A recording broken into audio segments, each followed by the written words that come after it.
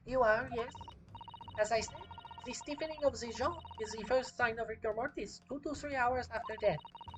But the man's chin was limp, so he cannot have been dead for a long time. But on the other hand, if you look at Dr. Scythe's report, it quite clearly states the following.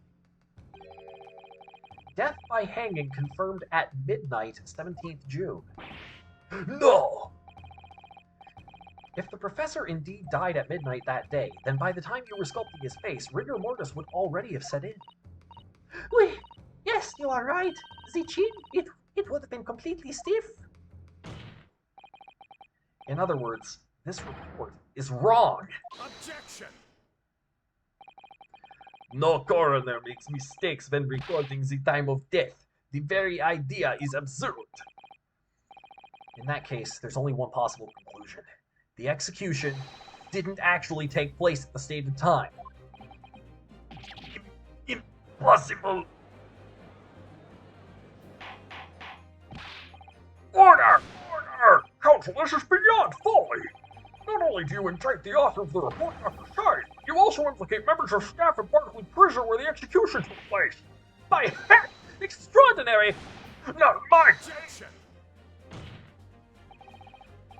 My learned friend appears to have overlooked one very crucial fact.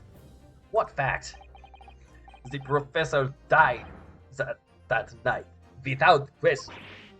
He did. Of course he did. I moved the man's limp jaw with my own hands. Objection! With my own hands.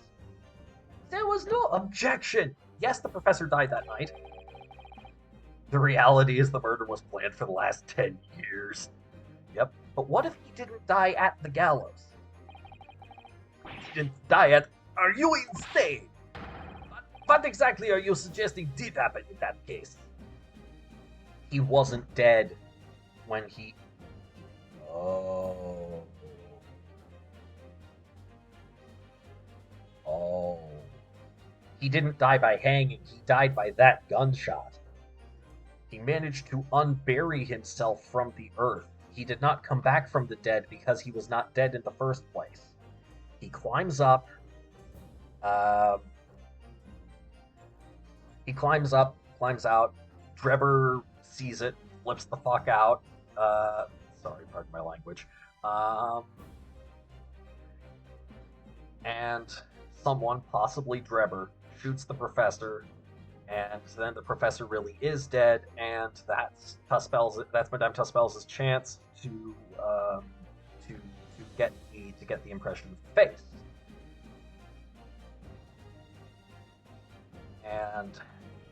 But then why would they have failed to kill him? What's going on here? It's almost impossible to believe, but it would explain the link between Dr. Scythe, the professor, and that one other person of interest, Drebber. I have evidence that will explain exactly what I'm suggesting happened that night. Counsel, present the evidence at once. The evidence that allegedly explains what really happened on the night of the professor's execution.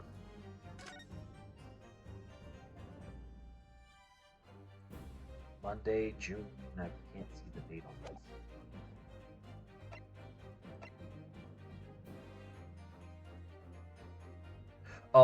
Oh, it was on the night of his execution. So yeah, it's the right date. Take that! What happened that night is written very plainly in this newspaper article. Executed criminal returns in the dead of night at local cemetery. You're suggesting it was a corpse coming back from the dead now? Well, if this article is to be believed, yes. The professor, assumed dead following his execution, emerged from his grave and was killed again. Objection! Don't be a fool. That's simply a rumor published by the gutter press. Can you be certain of that? Are you serious? The point is, as the article says, there was a witness to what happened. My word, yes indeed. Mais oui. The young man who stole into the cemetery by chance that night. Objection! Of course there was a witness. The story didn't write itself, but obviously the man made it all up. And in any case, this was 10 years ago now. There would surely be no hope of finding him. Objection! Nope, it names him in the newspaper article. On the contrary, my lord, we all know this witness well. What? Are you suggesting, counsel, that you've identified the person in question? That you know who claims to have seen these utterly incredible events take place? Yes, my lord. In fact, you could say that he's right here before my very eyes. You will substantiate the latest claim now then, counsel. Who is the alleged witness of this staggering scene from the cemetery 10 years ago? Sephiroth! I mean, Del Conager! I mean, Enoch Drebber! Take that! The man in question is Mr. Enoch Drebber. Drebber! The previous witness? The special exhibit in the House of Horrors at Madame Tuspel's Museum of Waxwork recreates that decade-old scene in great detail.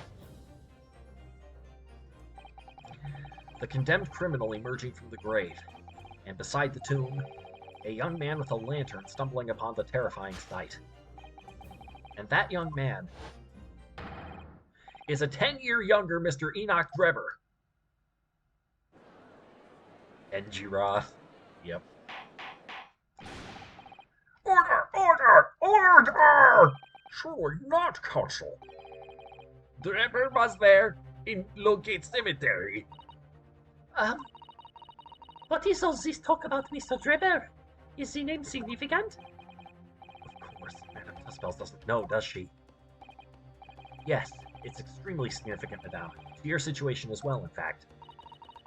What situation? The theft of the Professor Waxwork from the museum some days ago was perpetrated by the very same man. No! But that would mean... Madame Tuspels, it would appear you know the name Enoch Drebber. Oui, yes, I know it. But from long ago, in the past. What? Oh my! Good gracious! He was the gravedigger. Explain yourself. Tell us everything you know. Yes. Yes, of course.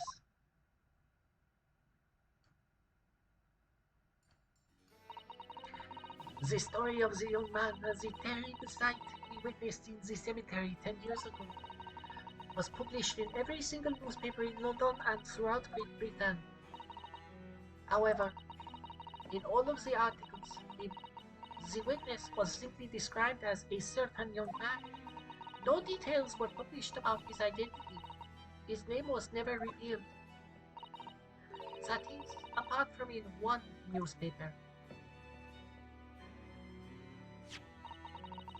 The Daily Circus. It is the paper from which comes the article I have already shown in the court. You're saying that his full name was only publicized in that article? Goodness me! Yes, here it is! The university student who experienced this shocking event is Mr. Enoch Drebber, a disciple of science at the University of London and a resident of its student dorms. Unbelievable! When I read the article, I went to meet with the man. His discovery of the condemned criminal coming back to life in the cemetery in the dead of night would make a perfect exhibit for my House of Horrors, whether it was the truth or not. I see. So you went to meet Mr. Drebber in order to sculpt a waxwork of the man, did you? Exactement. He was studying science at the University of London in those days. He was just a poor student. I paid him £5 to model for the waxwork. And since that time, it has been in my museum to recreate the scene of terror from the cemetery.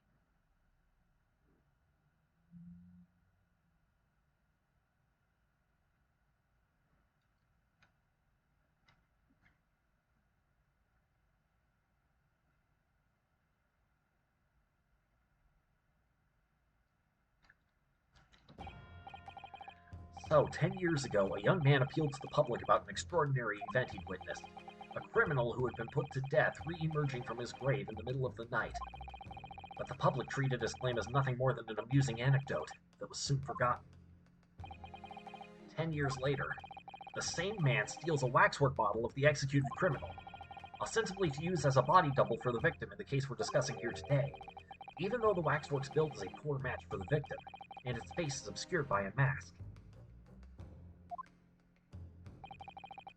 So the question is, why would the man do such a thing? He was trying to get the mask off the waxwork while he was at it, perhaps. The head was removed, right? For some reason. Which brings us to 3 days ago when the birdcage crashed into the Crystal Tower.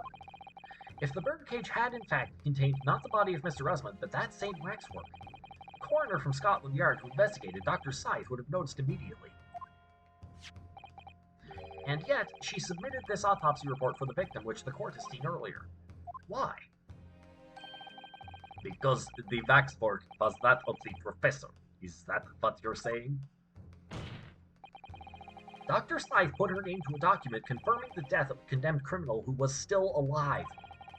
A criminal whose apparent resurrection was witnessed by Mr. Drebber. But that misconduct was a deadly secret the coroner would do anything to protect. Oh, here we go. That's it. Which is precisely why Mr. Drebber used that particular waxwork as the body double. He used the waxwork as the body double specifically to blackmail Scythe into cooperating. My lord, this court must summon Dr. Scythe to the stand. The defense is determined to find out exactly how the coroner and Mr. Drebber are connected. But according to the missive I received this morning through the prosecutor's office, Dr. Scythe is unable to participate in these proceedings. Is that not the case? She told us so herself, didn't she? But Van Steeks won't be summoning me as a witness. Strongheart has forbidden it. What, Strongheart? The Pandora's box you were warned about is the Professor case. But please don't make the mistake of thinking you'll get any information about it out of me. Hey, something happened on the night of that killer's execution 10 years ago, and surely nobody would want to get to the bottom of that more than Lord Van Seeks.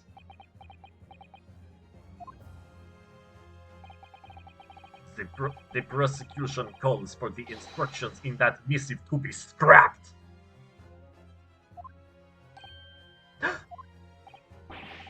But Lord Van Zeeks, the missive was issued from the Lord Chief Justice's office. Here we go. The assigned prosecutor has the final say on policy in any particular trial. In other words, me. Yes. Here we go. Let Enoch Drebber and Dr. Scythe both take the stand together. Here we go. Order! Very well, I will uphold the request. Bailiff, send a subpoena with immediate effect addressed to Dr. Scythe of the Forensic Investigation Team.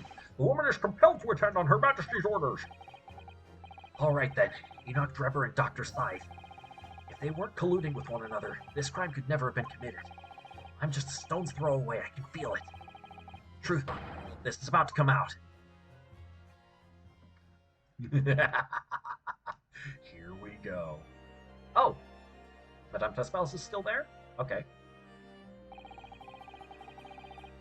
Thank you for your attendance at such short notice, Dr. Scythe.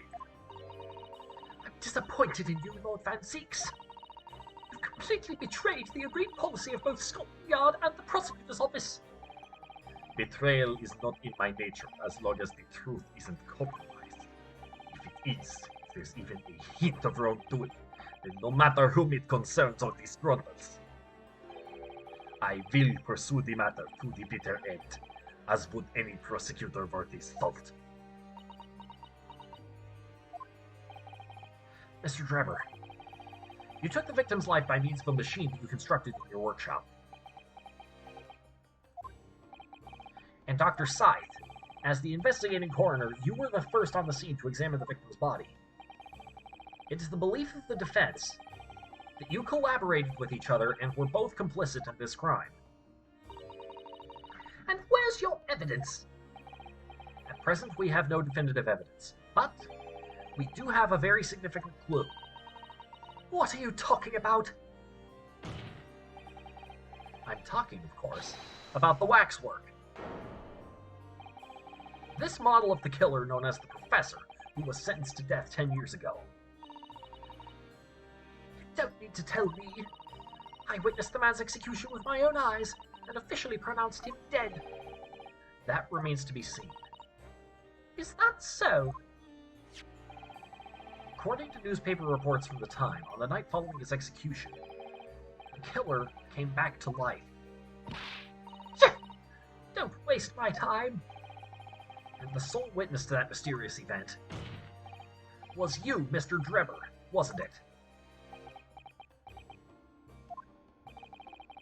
If what you saw in the graveyard that night 10 years ago wasn't some chilling fiction, but reality, it would make you privy to a very great secret of Dr. Scythe's. A secret so profound it could compel the coroner to agree to collaborate in your evil scheme, in fact. Mr. Drebber, tell the court! Tell everyone the truth of what you saw that night in Lowgate Cemetery! So he was the student who saw it. You can see the resemblance, actually, can't you? The man in Madame Tuspel's, I mean. Surely he's not going to claim that was really what he saw, especially not after all these years. He was a research student at the University of London, was he? A bit too clever for his own good, if you ask me.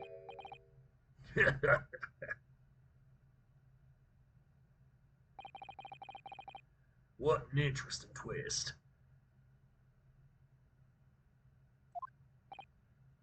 What an interesting twist.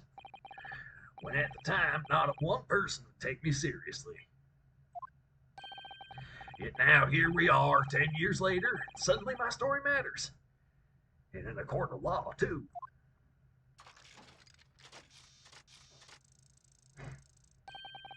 Very well then, if everyone so wishes. Let's be frank, I'll tell you the truth of what happened that night, for what it's worth.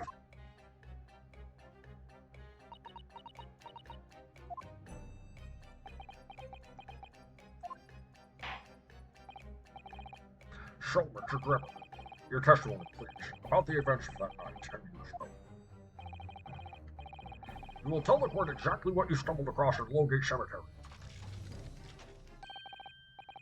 Yes, of course, as you wish.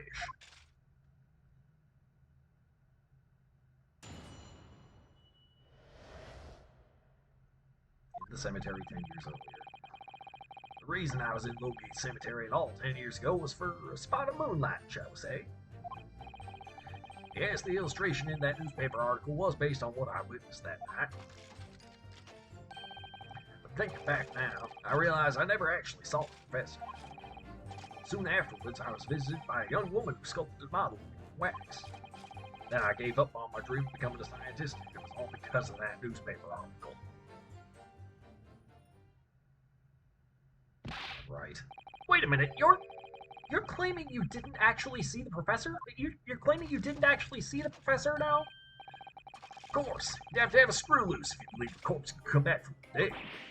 But so you're saying this article is not worth the paper it's printed on? I think that describes it perfectly, yes. Ah! If the details in the article aren't true, it nullifies your argument for why Mr. Drebber and Dr. Scythe would have been working together. So he's discrediting himself to cripple my argument? Tell me one question.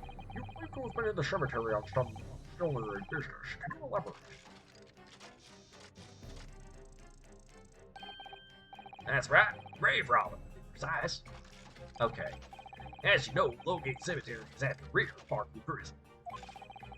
So among students at the university, it had a reputation for being haunted by the ghosts of the dead gone.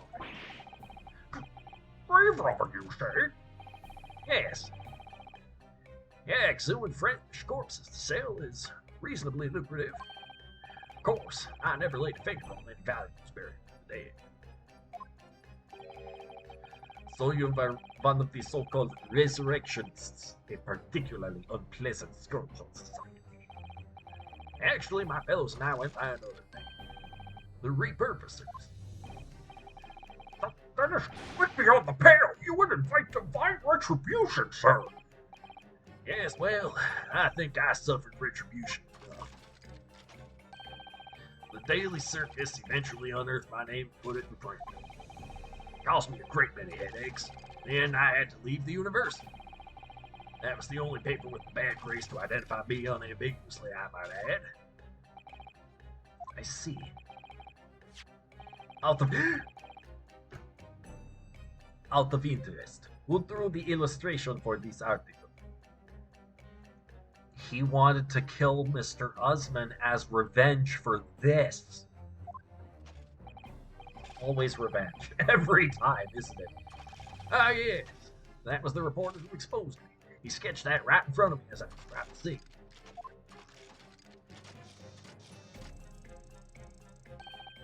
Obviously, as time ticked on, I bitterly regretted what I'd done, claiming to have seen something I never truly saw. Foolish, very foolish. Well, counsel for the defense, you may proceed to the cross-examination now.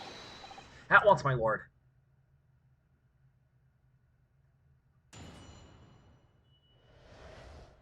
In the cemetery 10 years earlier. The reason I was in Lowgate Cemetery at all 10 years earlier was...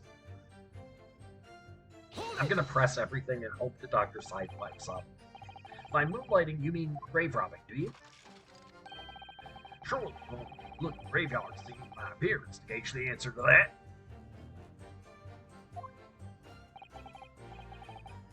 The lantern and spade. But who on earth would want to buy a dead body? Any major hospital. A hospital?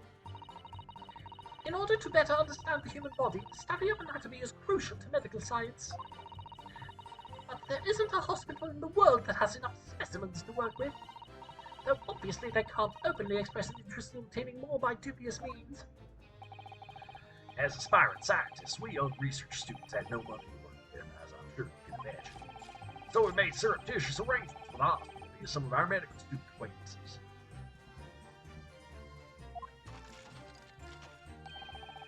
We would never take anything of value from the graves. This was all for furtherance of science, you see. That's what we all told ourselves every time we stood in the graveyard at spade in hand. You realize body snatching is a serious crime. If you were caught, you could expect the gravest of consequences. We students were caught between the hammer and the anvil. We needed funds for research. Professor Harebrain said exactly the same. I'm quite speechless at the apparent levity with which you've revealed this abhorrent behavior. Well, if you want to know why I was there at Lowgate Cemetery, that's the reason. But I never expected it to end the way it did. That I regret to this day.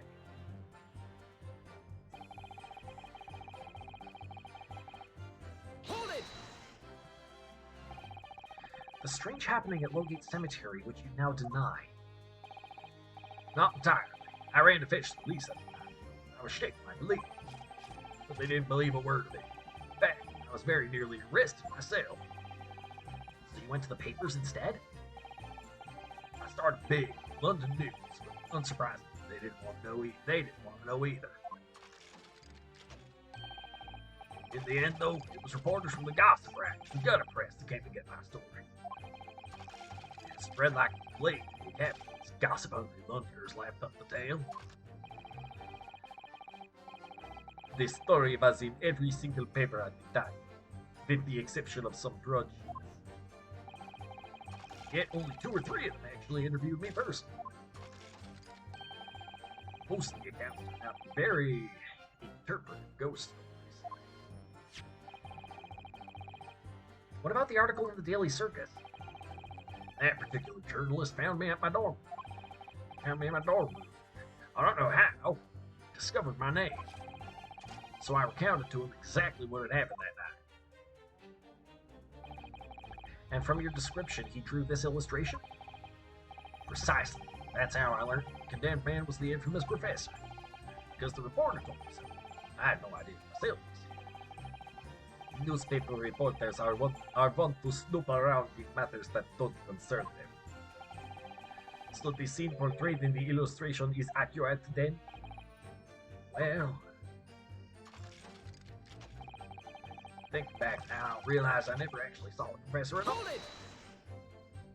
Yeah, but how did any of this... What are you talking about? I think I explained already, didn't I? Longate Cemetery is at the rear of Barclay Prison.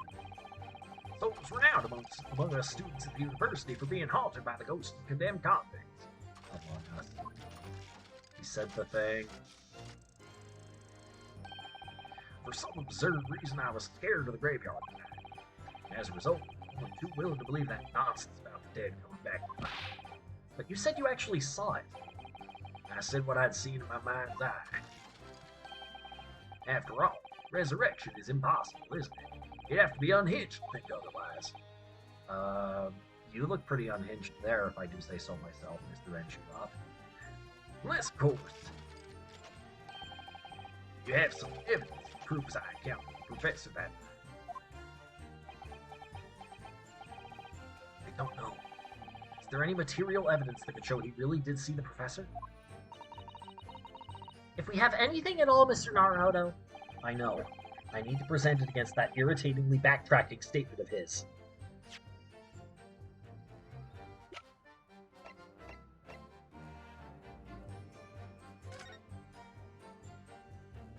Proof that he saw the professor, huh?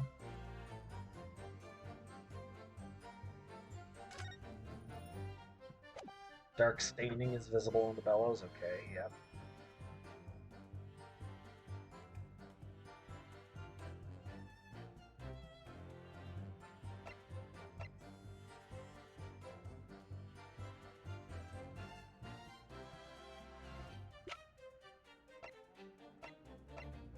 I wonder if I present the camera.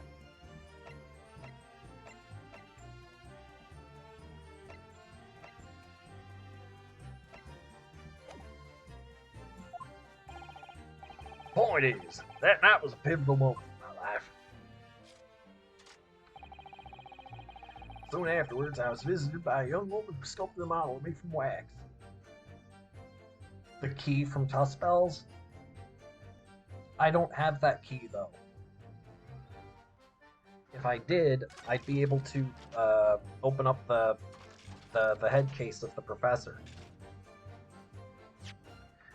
For this, though, I think I present the camera, because there's dark staining and it's probably blood. Objection! Nope, that's wrong. Okay, I tried.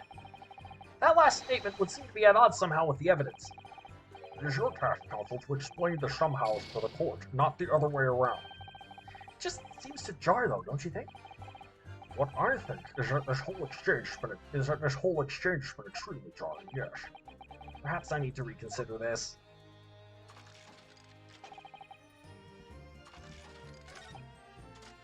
Hold it!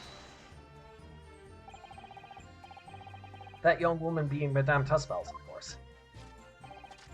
Precisely. I must say, I didn't expect to run into her again like this 10 years later.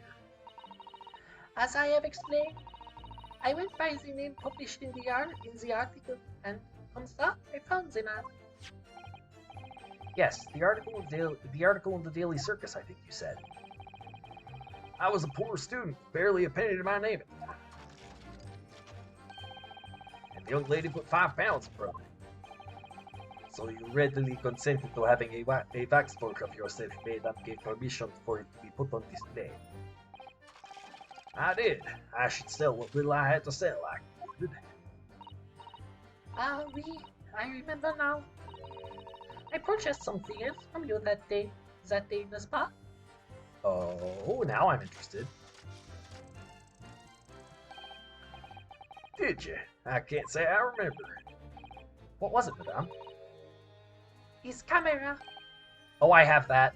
Ah, yes. Ah, yes. I made it a point of taking it with me whenever I made an excursion to the cemetery. Took a camera with you, sir. For what end? For the details of the bodies I disinterred. I had no intention of ever visiting the graveyard again after that night, so I sold it. I see. But I still have it, monsieur. It is part of the special exhibit in my House of Horrors. I am very meticulous about such details. It is the Tuspells way. It would seem then that this is the very camera Mr. Drebber took with him to locate cemetery on the night in question. Yes, interesting.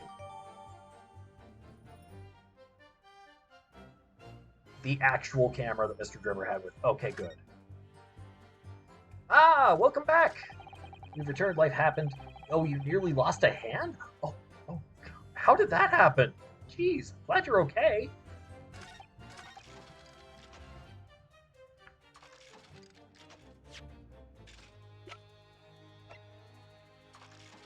Objection!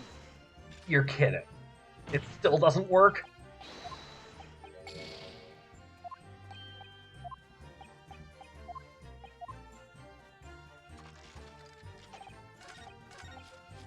Hold it! Alright, I'll press this now. This article, you mean? Published in the Daily Circus? Yes, somebody informed the dean that it was my name that appeared in the article. And carelessly let slip that night after night I was digging up graves. Hardly a model student, you might say. The university's reputation was execrably defiled, and I was expelled as a result. You were in engineering class working on a sawmill when someone accidentally plugged the one you were working on in, and the blade cut the... Oh! They don't have any safety protocols to prevent that? What?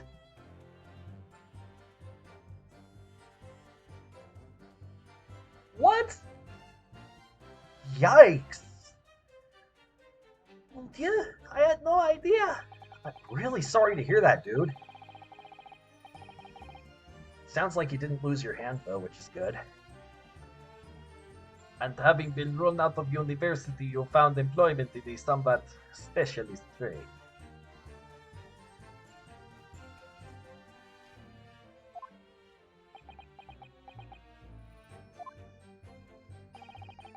You combined your knowledge of science with knowledge of stage magic. You create various experimental machines intended to demonstrate never-before-seen technology.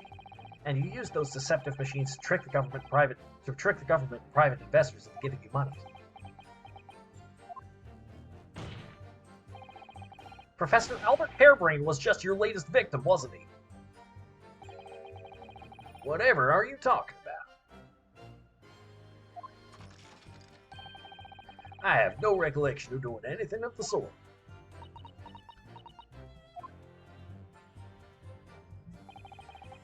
What's Drebber up to?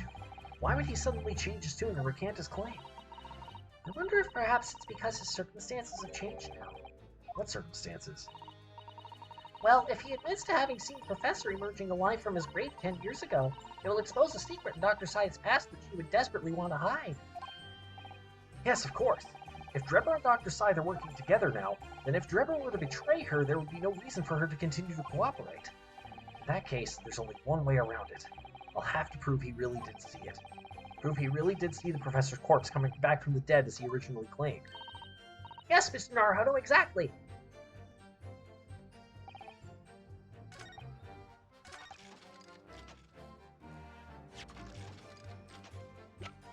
Can I examine this? What happens if I turn it around? Has anything changed?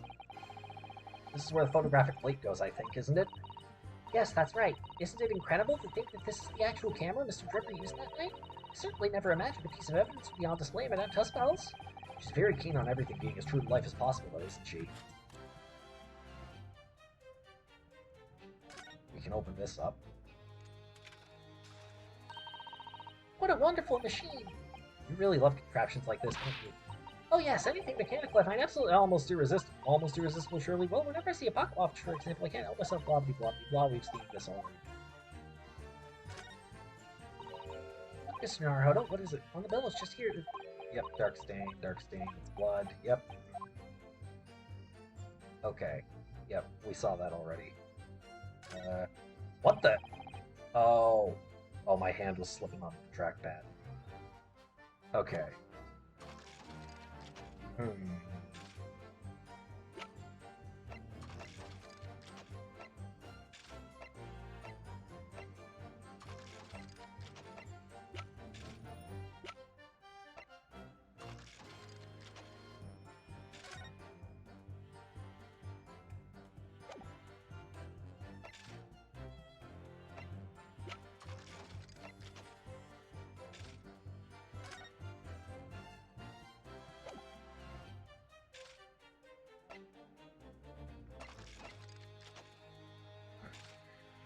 Hmm. This has been updated.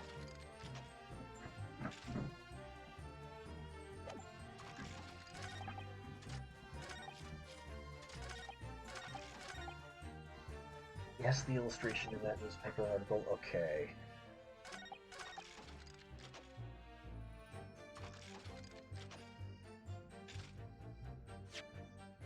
Never actually saw the professor.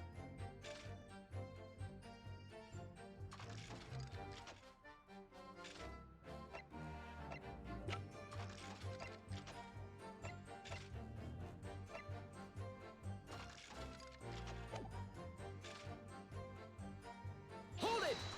I'm gonna press this again, see if anything's changed. Nope. Nope, nope, nope. Okay.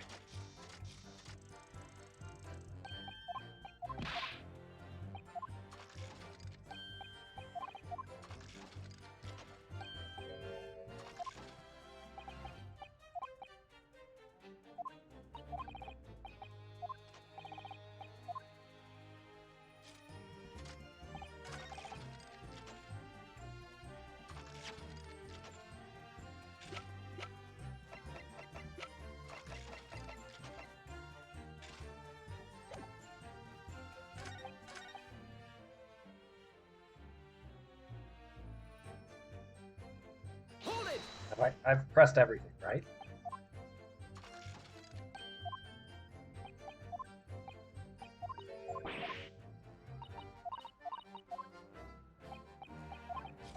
Going here.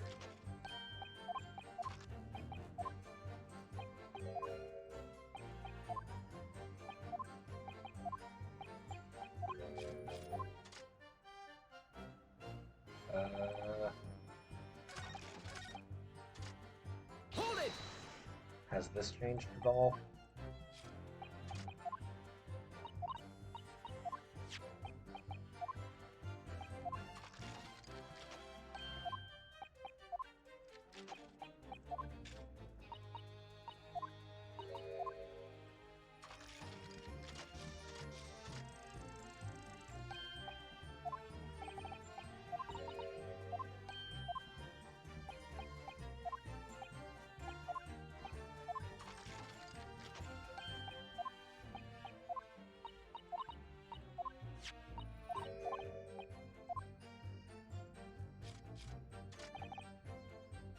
Hang on. I'm gonna do something here.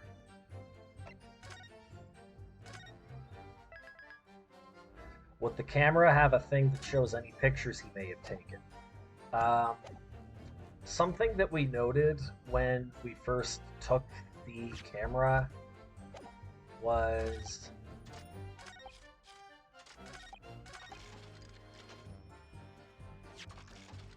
something that we noticed when we first took the camera was that examine it. Whatever film had been in the back here was removed. Yeah, the photo there wasn't any photographic plate in there. We thought that was weird. That was why I thought Objection! that we'd want to present that there.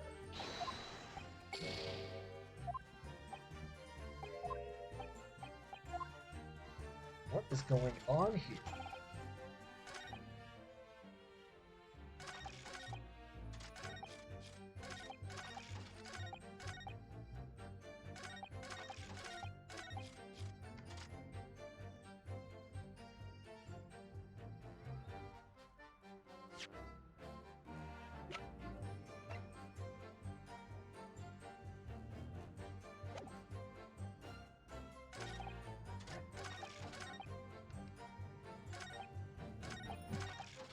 I'm gonna do something stupid.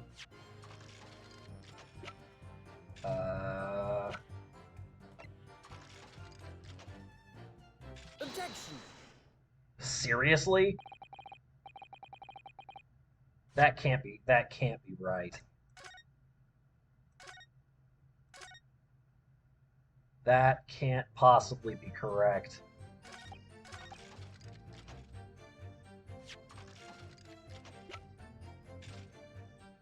Okay. Objection!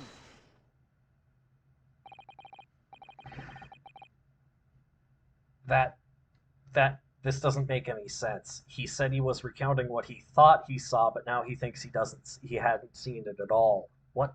How? Sorry, Mr. Drebber, but I don't believe that.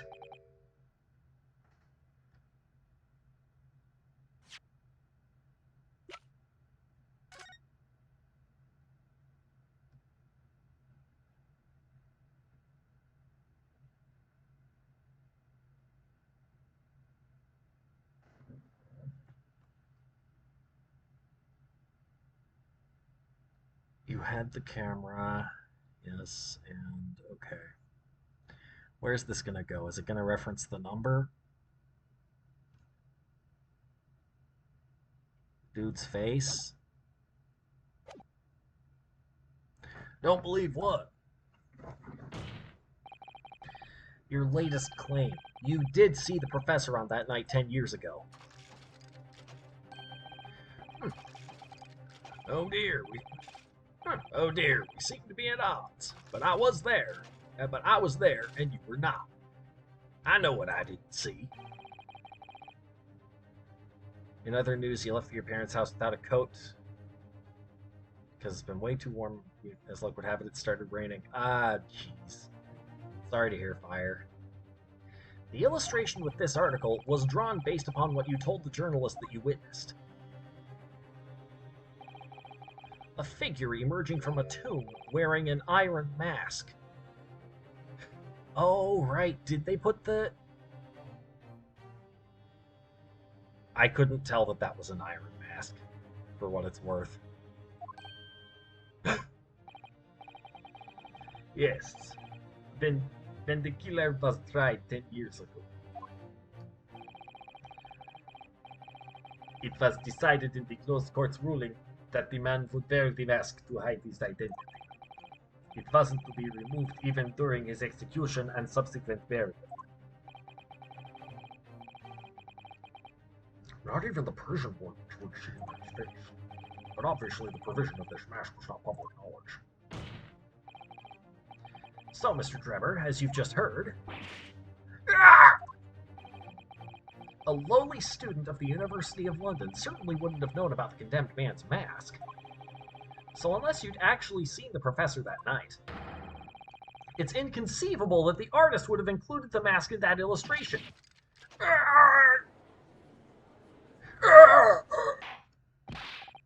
Order! Order! Well, Mr. Drebber?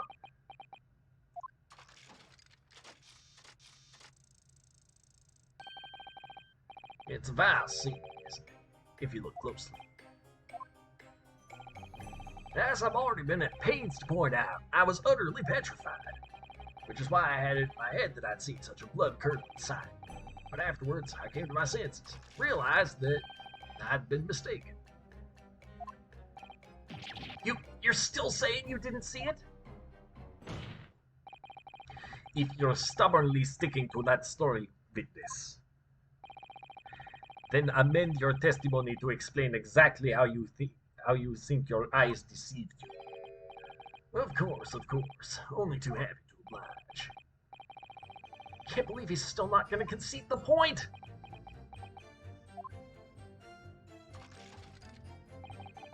What I in fact witnessed was a fellow grave robber at work.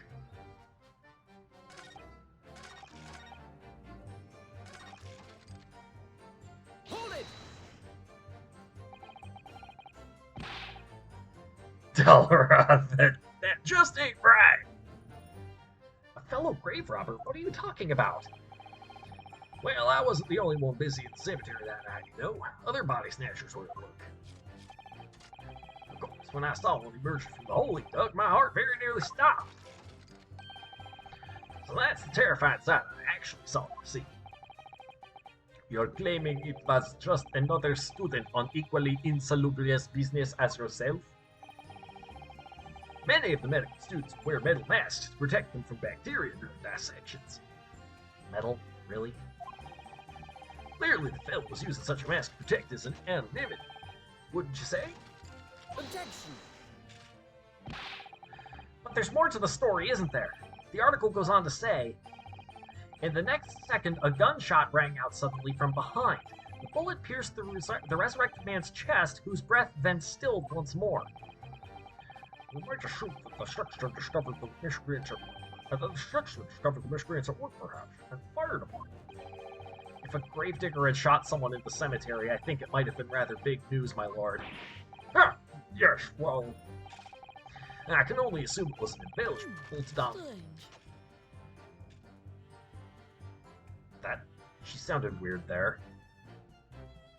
It's like not her voice per se, but like the audio quality. I can only assume it was an embellishment bolted on later by the reporter. Excuse me. Do speak up. Madame Tuspels, don't take it out on Mr. Sholmes. Oh la la! Pardon? I was lost in my thoughts. Would it be fair to say that Mr. Drebber's last remark was significant to you in some way?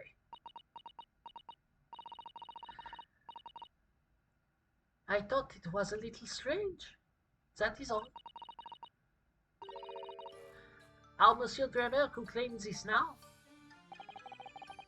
If you don't mind me saying, what are you talking about? Well, when I met you 10 years ago at your university dormitory, you recounted to me about your adventures in the cemetery, no? Including the gunshot. Stop!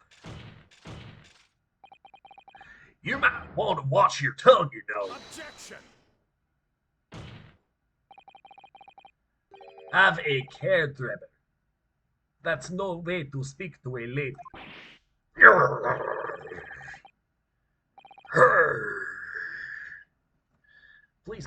Please, Madame Tuspels, carry on. Of course. According to what Monsieur Drebber told me at the time, he did hear a gunshot from behind him, and the bullet hit the condemned man. I said nothing of the sort. No, you were very explicit about the details. About the mask that the figure was wearing. And the blood that spattered over you when he was shot. There it is. Now the camera comes up. Enough! Shut up, woman. You're making all this up. that'll do. Mr. Drebber. Hmm? Yes? Yeah. You refute the account just given by Madame Tuspels. I have no recollection of ever saying those things.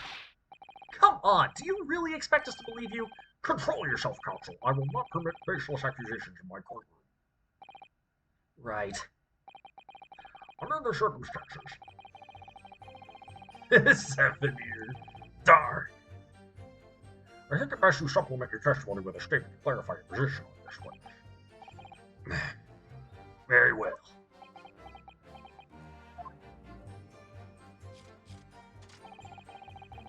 There was no gunshot from behind me at all, nor any spattering blood. That is false. Behold, the blood. Mr. Drebber, do you remember this camera? But that is the camera from that fateful night. Yes, we borrowed it from the House of Horrors. It's the camera you took with you to the cemetery that night, Mr. Drebber. And that's supposed to be significant. This kind of camera is rarely seen in our homeland, so my colleague and I were keen to examine it closely. We noticed that the lens extends forward on the end of some bellows. Like this. Hold it! What's that? There. Just on the bellows. What's that? There, just on the bellows. It looks like a dark red stain. That's right. It's a rather conspicuous mark here on the bellows, in fact. Good Lord, are you suggesting? Yes, my lord. It would appear to be a spatter of blood. Something that could be confirmed with a simple chemical test. Isn't that right, Dr. Syed? It would be difficult to determine if it was human blood and not the blood of some animal. But yes, to test whether or not it's blood at all is simple enough. I propose that Madame Tuspel's testimony was correct, and that on the night in question 10 years ago, you were spattered with blood from the gunshot wound. Well, and that furthermore, you really did witness the condemned professor emerging from his tomb.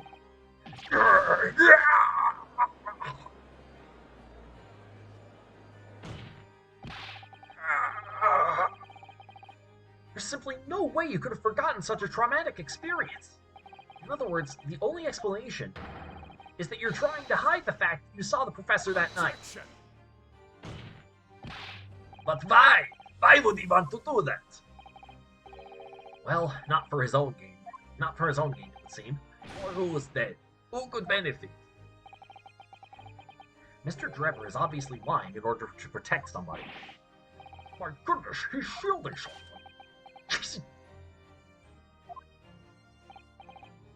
Yes, my lord, and clearly, it's someone who doesn't want the truth about the professor coming back to life to be exposed. We've already established that this is Courtney's side. Well, Counsel, who is it then? Why are you even asking? We've already established this. Who is this witness trying to protect by lying about what he saw that night? Take that! The obvious answer is Dr. Scythe. Scythe? Whatever do you mean? Imagine if the convict who'd been sentenced to death was not in fact killed. Imagine if that was to come to light. What are you insinuating? And imagine if the convict in question was the country's most hated mass murderer. If it was the professor. That'd be an unprecedented scandal. Objection! This is beyond a joke. Need I point out that the dead cannot come back to life? What you're suggesting would mean that the execution never actually happened. Yes, that's exactly what it Objection! means. Once a man is sent to the gallows, he hangs. No one could escape, not in Great Britain. The fact is, there was a witness to the fact that the man did escape his hanging. If that were really true, Counsel, the implications of misconduct would not stop at the supervisor's corner. It would take the honor of the entire ministry from the ground up.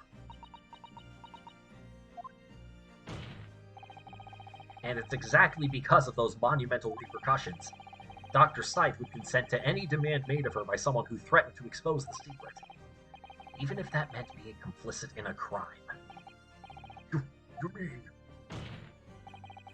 I mean that Dr. Scythe wasn't collaborating in Mr. Drebber's wicked scheme.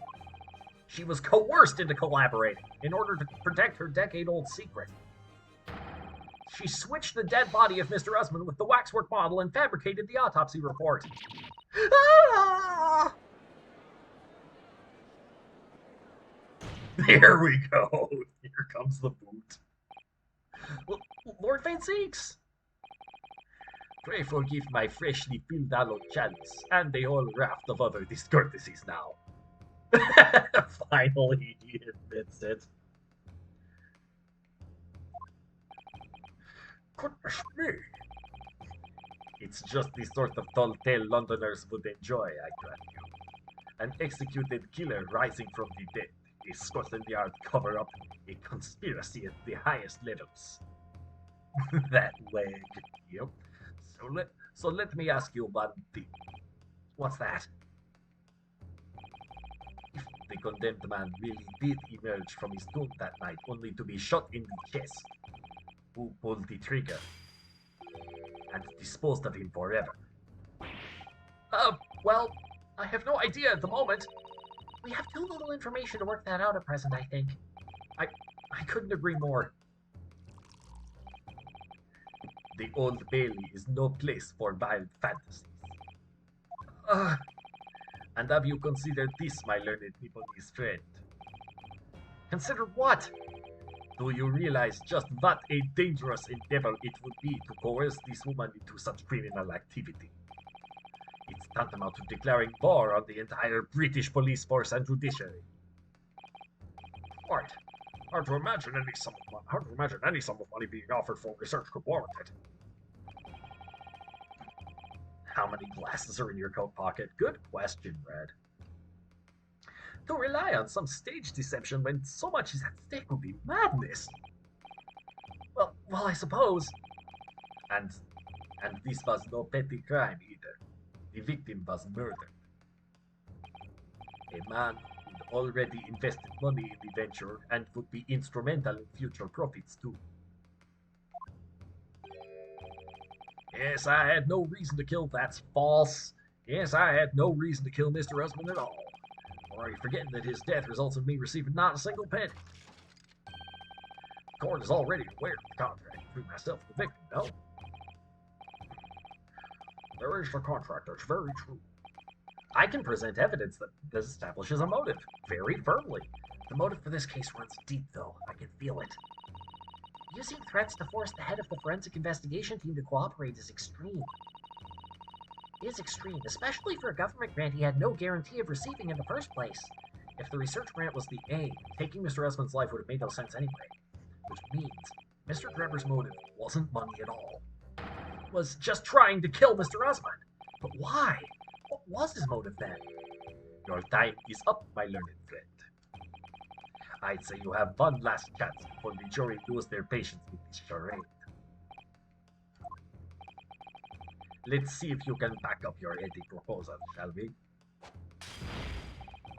He just dodges the glass.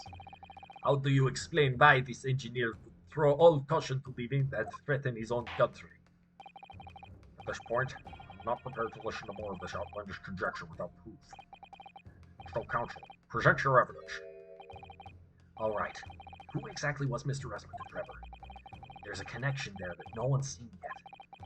And I'm gonna have to present 2 pieces of evidence to show what it is.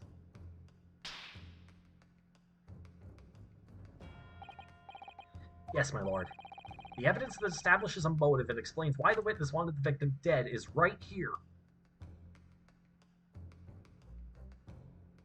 Take that!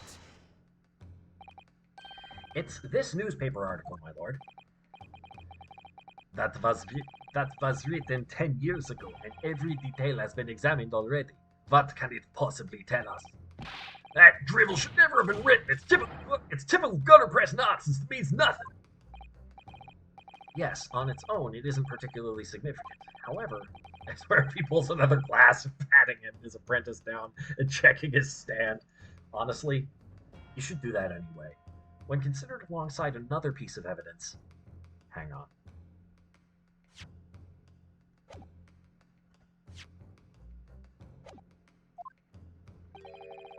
It will completely explain your motive for wanting Mr. Esmond dead. What other evidence? Counsel, you will present your supplementary evidence without delay. The evidence, which when cross-referenced with the newspaper article, establishes a motive for the deed. Trevor's contract. I knew there had to be a reason they gave us the signatures. Take that! It's this contract, my lord. Mr. Trevor, this is the contract you signed with Mr. Esmond. Yes, that's right. The very document, in fact, that proves I had no reason to kill the man. I had no reason to kill the man. No, I'm afraid not. What? There's something very significant that this newspaper article and the contract have in common. Really? And it's that common link that shows very clearly why you were determined to kill Mr. Odie Esmond. It seems the defense has uncovered something the rest of us have missed. So, my learned friend, point out what these 2 pieces of evidence have in common. Where exactly is the link between this newspaper article and the contract? Take that! The signature. What these 2 pieces of evidence have in common is a signature. A signature? The signature on the illustration that accompanies the 10-year-old article and the signature on the contract belong to the same person. What?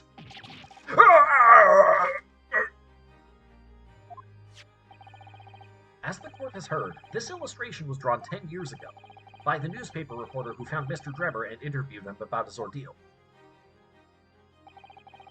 If you look closely, the reporter's signature can be seen in the bottom right corner of the drawing. Ugh. And if you look at the contract here, which was signed between the witness and the victim last year, you can clearly see Mr. Usman's signature at the bottom. Let me see. Good lord, yes, they're identical. In short, the journalist who drew the illustration and wrote the article published about Mr. Drebber 10 years ago was the victim of this case, Mr. Odie Usman.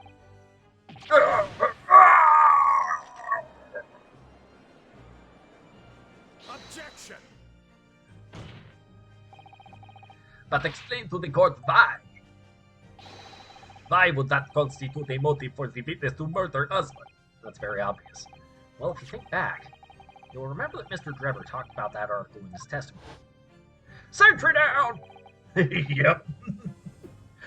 Grave robbing, you say? Yes, exhuming fresh corpses to sell is reasonably lucrative. That is quite beyond compare. You would have like divine retribution, sir. Yeah, well, I think I suffered retribution enough. The Daily Circus eventually unearthed my name and put it in print. It cost me a great many headaches. In the end, I had to leave the university. That was the only paper with bad grace to identify me unambiguously after that. Then I gave up on my dream of becoming a scientist. It was all because of that newspaper article. It was all because of that newspaper article. At the time, you were a student of the University of London who dreamt of becoming a scientist. However, this single newspaper article changed your entire life. So Mr. Usman used to be a newspaper journalist, did he? He did, my lord. In fact, it's a widely held belief that Usman managed to position himself at the heart of his criminal network, thanks to the many dubious connections he made during his time as reporter. So you had to give up on your dream and leave university. You lost everything. Eventually, you found yourself working in the field of science, but only in the shadows. And all because of that article, written by Mr. Usman. Enough!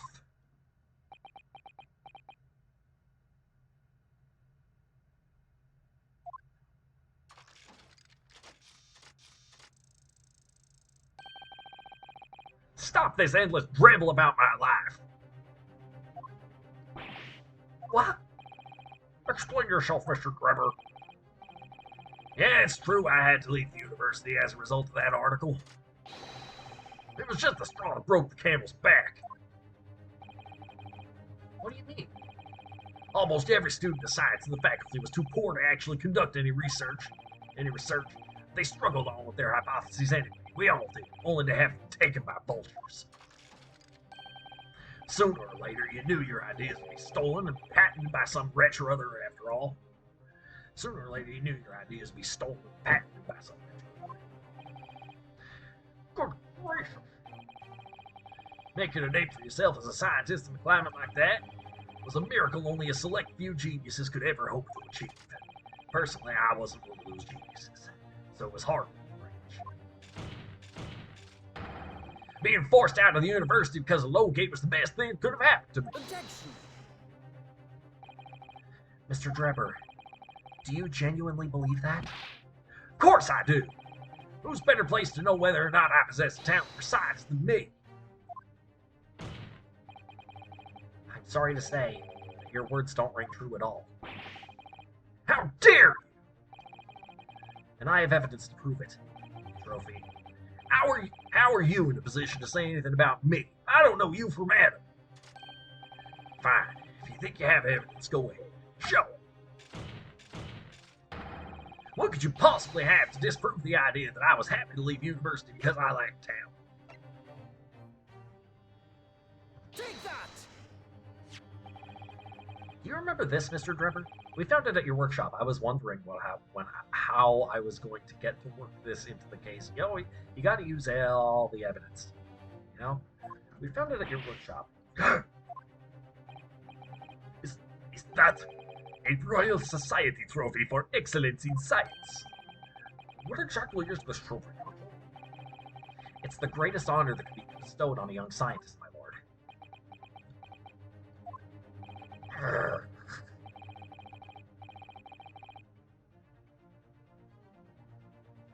Spies after my century. There is no higher accolade. It recognizes emerging talent and promises a bright. Good gracious! Your prospects for the future were excellent, weren't they, Mr. Drebber? Because even then you were a genius in your field. But you lost everything. You had no more future. Your talents would go to waste. All as a result of this one newspaper article. I don't know when you realized who Mr. Esmond was.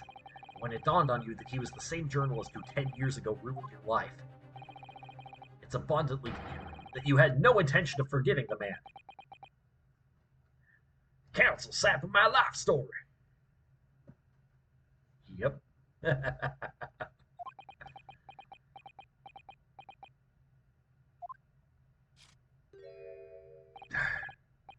Truth is... Finally, he's gonna fold. No, he's not. Not with this setup. What have we not presented? The waxwork head? The... Oh, no, we presented that. The photograph of Drebber?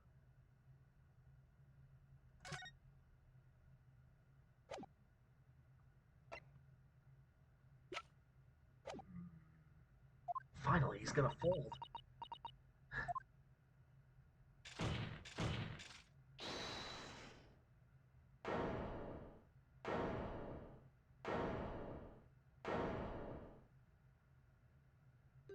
Hold it! Fine. Clearly, this has run its course now. What? I admit it. All of it. What? What are you doing? It's exactly as the Japanese man said. I was coerced into going along with this man's plot to murder the victim, on the condition that he kept my dirty secret from 10 years ago. No. Good Lord! Dr. Side, do you realize what you're saying, woman? It's all true. That day, when I arrived at the Crystal Tower and saw the birdcage, my heart nearly stopped beating. That memory from a decade ago that I'd done my best to bury deep inside myself. It was the professor again, staring me in the face. And then, before I had a chance to react, I noticed something else. There was a note tucked inside the model's jacket. At least let Madame Tussfell sit down. She hasn't said anything in a while. Fair. Dr. Sai, you will go along with my plan. I'm someone who knows the truth about what really happened that night 10 years ago.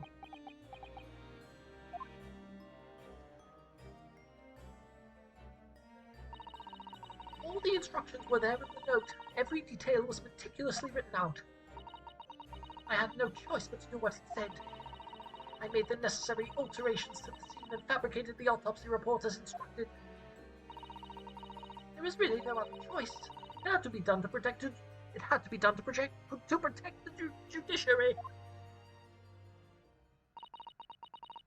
I can only apologize now.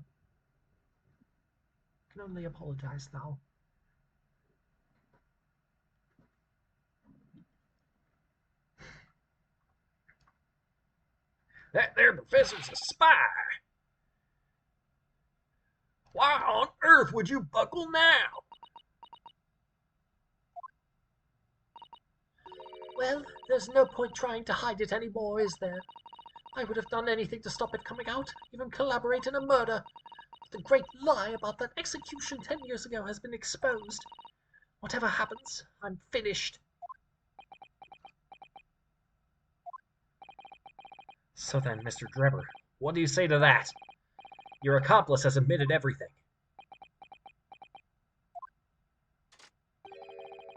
Surely it goes without saying.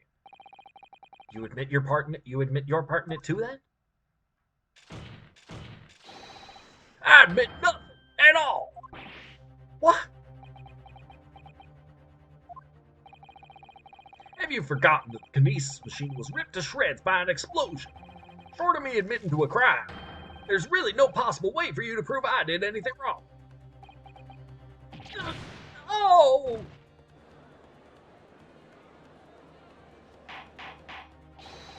Order! Order! Order! Whatever this man says, I admit everything. He threatened to expose my secret, so I went along with his plan. And Lord Van Six. Yes.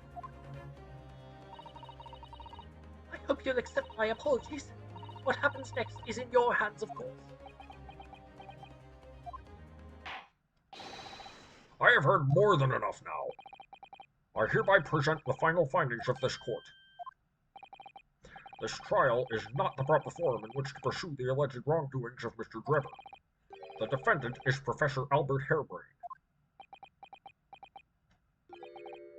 Very true. It had slipped my mind. Isn't he one of your closest friends? As the court has heard, Dr. Scythe has admitted to the allegations brought by the defense, thereby absolving the defendant of any possible guilt. You mean... At the present time, it is the conclusion of this court that the defendant was not involved in any wrongdoing.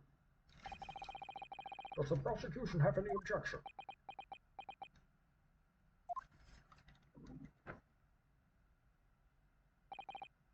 None, my lord.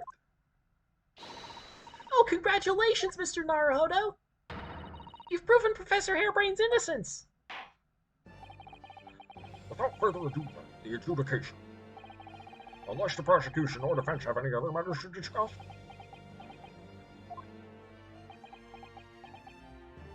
Judge is like, whoa, we've gotten way off track here, but, like, Harebrain was innocent. That was the whole point of this, right? Let's shut this down and talk about the rest of this never. Well, hopefully later. I hope the judge isn't in on all this, too. Jeez. I don't know. This doesn't feel quite right. Why did Dr. Scythe suddenly admit to it like that? Is everything alright, Mr. Naruhodo? Now you gotta prove the defendant did something wrong to extend the trial and get Enjiroth. Here come the spies. Yep. You alright, Mr. Naruhodo? Like you said before, the way the trial is set to end now, the judge will certainly deliver a verdict of not guilty. Is that really what we want? What the defense should be pushing for now is...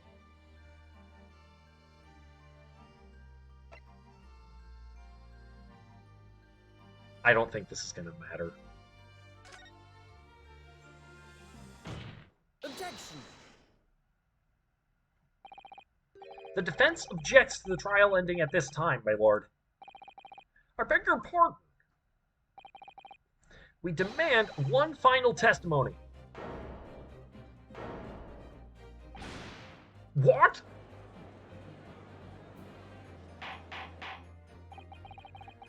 You realize I'm about to adjudicate in favor of your client, I presume? What are you playing at now, my Nipponese friend? Why would you want to obstruct the conclusion of the trial at this point? No defense lawyer in his right mind would do that. Mr. Naruhodo, what exactly are you thinking? The truth, the whole truth, and a way to bring it all out into the open. Right!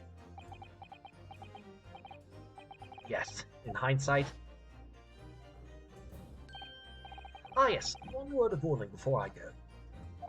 Oh, here we go. If in the course of the trial this outcome, you perceive even a shadow of doubt about the truth, don't let it out of your sight. Pursue it like a dog with a bone. Yes, sir, Mr. Sholmes, sir. To the bitter end, you understand. Do not falter, whatever may come to pass. I'm sure Mr. Schultz knew. He must have deduced that this would happen. Yes, I'm here in court to advocate for my client, and to secure an acquittal. Obvious. But that's not all. I believe that I have a duty to the court to pursue the whole truth of the case until every last detail is laid bare. And that is why the defense calls for further testimony from Dr. Scythe. Testimony from me? About what? About the nature of your collaboration with Mr. Enoch Drebber. Ah, in case it's escaped your attention, I've already admitted to everything I did. The whole truth has already been revealed, so stop wasting everyone's time. Ah! As his lordship made very plain, your client will get the acquittal you wanted for him. You are still hiding something else. I didn't realize that until you suddenly started talking like this, so way to expose yourself. There's simply no point protracting this business further with another tedious court examination. Oh, there's the bottle eat. Pray forgive my careless handling of that hallowed bottle. I slipped. That's what you call it? What is your objection, Frenchies? The prosecution also calls for supplementary testimony from the victim. Don't be stupid! If there is more to this case than has yet come to light, then I will join my learned friend in pursuing the facts until the bitter end. You what? For God's sakes. My leg! This is most irregular, to say the least. However, as the prosecution also calls for it, I will uphold the request. Dr. Scythe, you will testify to the court, explaining the full extent of your involvement in the murder apparently committed by Mr. Drebber. Very well. This will be the final testimony. The waxwork plot. It all began at the scene where I saw the waxwork and the note tucked inside his jacket. The actual body of the victim, as indicated in the note's instructions, was beneath the experimentation stage. The body had to be arranged in certain ways to implicate the defendant, which was my job. I enlisted the help of the entire forensic investigation team to dress the scene appropriately. The truth about the execution 10 years ago is a state secret of the highest level. I had to protect it. Medic! Medic! So I was right. The stage and the machine were all specially designed for the deception. So it seems, and all meticulously prepared. You did well to see through it. You're a very shrewd boy. Ah, come on, man! So kind of you to say. Oh my god, just as I said that, Red, your message popped up in my chat. And what about this autopsy report then? All I did was record the location of the body as being in the Crystal Tower instead of under the stage. That's a terrible corruption! Only my team were aware of the deceit and then only under my explicit instructions. Nobody else at Scotland Yard knew anything about it, I assure you. Must be thankful for small mercies, I suppose. Well, I believe that testimony has clarified everything. There's no particular need for a cross-examination, I would say. Objection! No, I disagree. I can't shake the feeling that something's wrong. Just look at that expression on Dr. Scythe's face. It's the defense's right to cross-examine any witness following testimony. What is it about you Japanese that makes you all so doggedly persistent? Very well. If you so desire, counsel, proceed with the cross-examination. Yes, my lord. Let's go. The waxwork plot. We got to see where I saw the waxwork in the note tucked inside his jacket. I'm just gonna press everything. From what you described before, it sounds like the note was anonymous. Do you have any idea of who was behind it? There are very few people in the know about what really happened 10 years ago to start with. Anyway, I'd never heard of this engineer. So no, I had no idea. Yet despite not knowing who was behind the plan, you went along with it? I had no choice. Protecting the professor's secret was my only concern. But the horse has bolted now, and the stable door will never shut again. How could she say that when she committed a fucking crime? Yep. I think the issue here is that there are more crimes that she has done, and she's quitting while she's behind. I guess one could say. But the horse has bolted, and the stable door will never shut again. Scotland Yard's reputation will be immeasurably damaged as a result of all this. Yes, thank you, Lord Van Zeeks. I'm well aware of that. So as I understand it, what you found in the birdcage was the Waxford glove. Where then was the victim's body?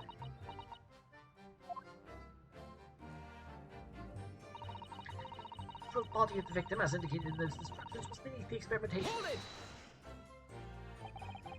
So you knew about the special construction of the stage used to carry out the trick, then? It was quite obvious what had happened with the victim and the waxwork. And you switched the two over, didn't you? In other words, you recorded the victim's body as having been discovered in the Crystal Tower. And the waxwork? I wrapped it and sent it by carriage to the specified address at the specified time.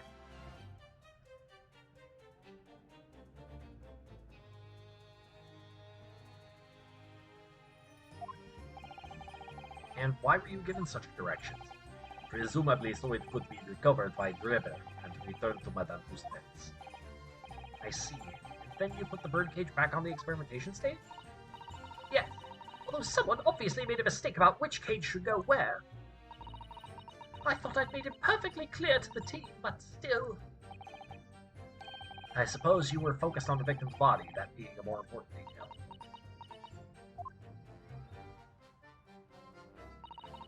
The body had to be arranged in certain ways to implicate the defendant, which was my job.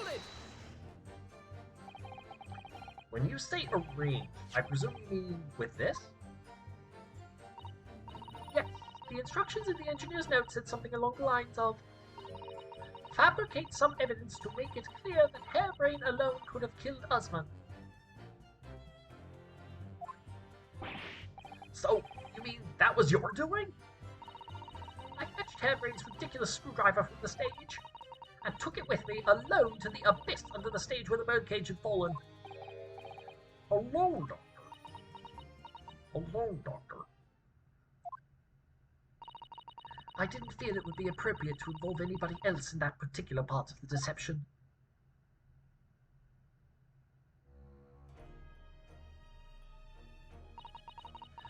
There was a void under the stage where I found the birdcage lying in the dirt.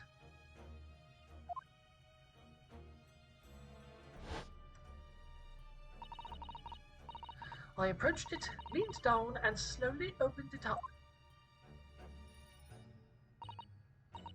Then I took the screwdriver in both hands and plunged it into the man's chest.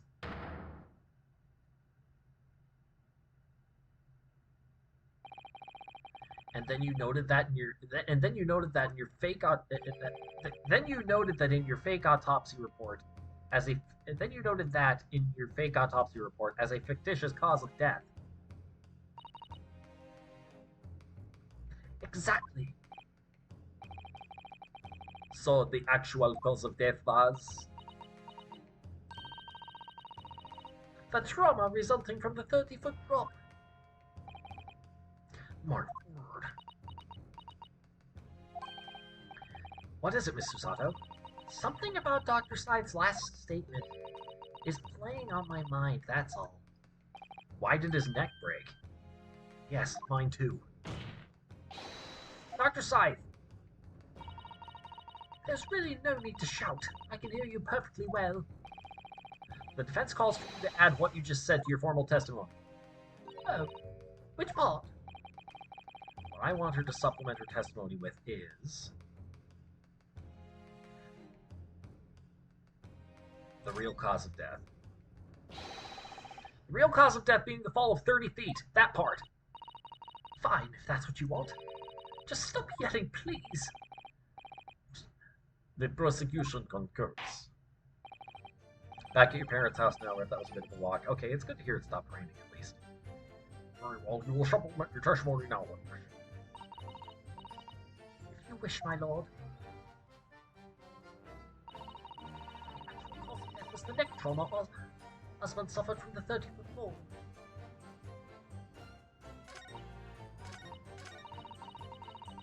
This is the help of the entire forensic investigation. Hang on. Neck trauma. There's that picture of the dead guy.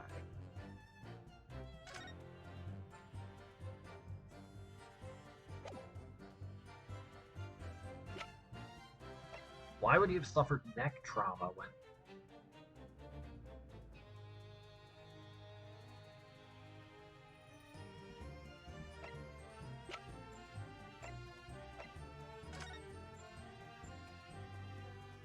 Uh-huh.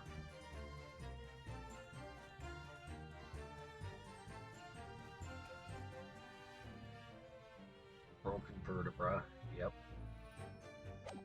Walter White is the professor. Possibly. Hold it! What happens if I press this now? You're quite sure of that? It was as a result of a broken neck? Yes, as a professional, that was more than apparent. You'd never know just by looking at the photograph of the victim, though, would you? No, that's very true. Obviously not. Which is precisely why coroners are needed to determine the actual facts. Yes, assuming they can be trusted. There's no point calling your assessment into question without evidence. Let's get back to the testimony. Very well.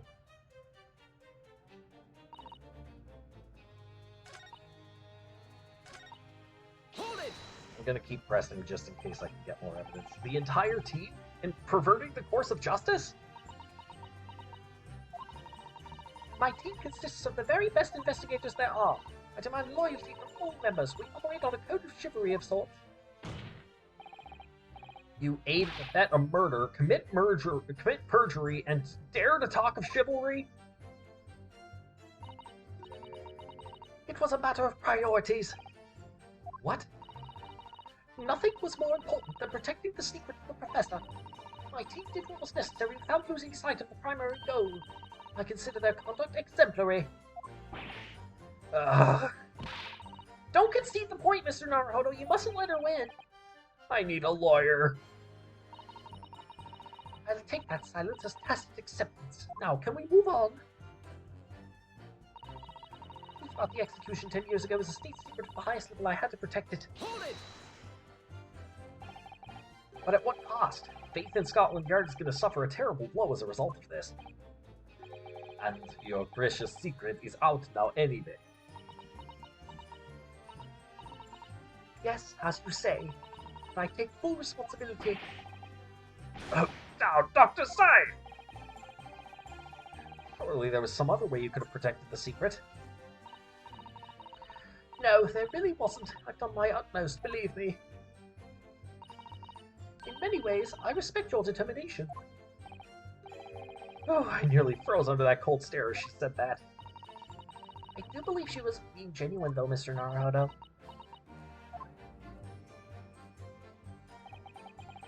So that's her story. She's admitted everything and revealed her full involvement in the crime. I do wonder if there could really be much more to it. Well, I don't know, but I just have a feeling. Do you, Mr. Naruhodo? The truth is, I find it strange, too. How those two are reacting to this in completely opposite ways, I mean. Yes, exactly. For some reason, I feel sure they're still trying to hide something.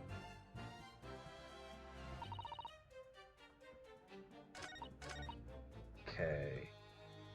Hold it! You mean what you did with this, correct? I was merely carrying out the engineer's instructions. In his words, fabricate some evidence to make it clear that Hairbrain alone could have killed Usman. And so you went without any of your team to where Usman had fallen. That's right, yes. Oh, we get to see this again? I leaned down over the birdcage and opened it up. Then I took the screwdriver in both hands and plunged it into the man's chest. After that, it was simply a matter of recording the stab wound as the cause of death on the autopsy report. The real cause of death being the fall, of course. I'm sure there's something here in this testimony. You know, if you think it would be appropriate, I'm sure you could ask Dr. Sai to change the supplementary testimony she gave before. What should I ask her to do with the statement she added? Have her change it. Dr. Scythe, what you said before about what you did to the victim's body, I believe that may be significant, so could you change your supplementary statement to explain that instead? Very well. I stood over the victim's corpse where it lay in the top of the cage and plunged the screwdriver into the chest. How would you have reached that? Hang on.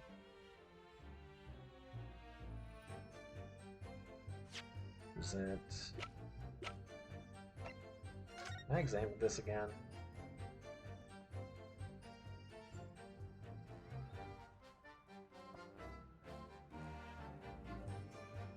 Oh, this opens. Right.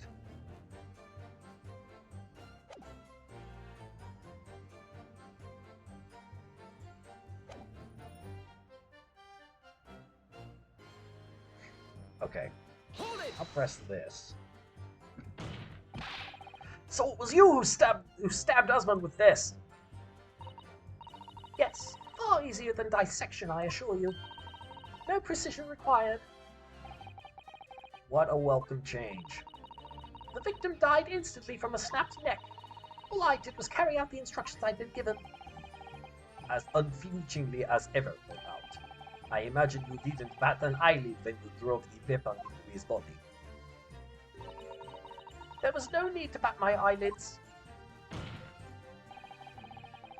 She used one of those toy extendo arms with the knife. And what else did you do to twist the facts? Remind the court, why don't you? If you wish.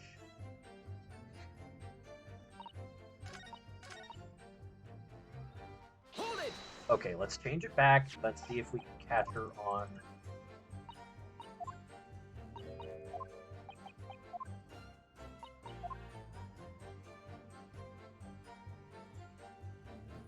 Yeah, the cage is open.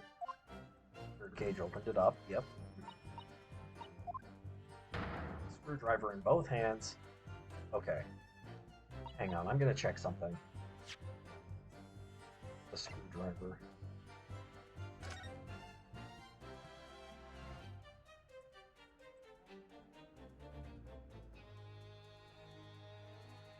Go gadget arms. Yep. Cause of death being the fault.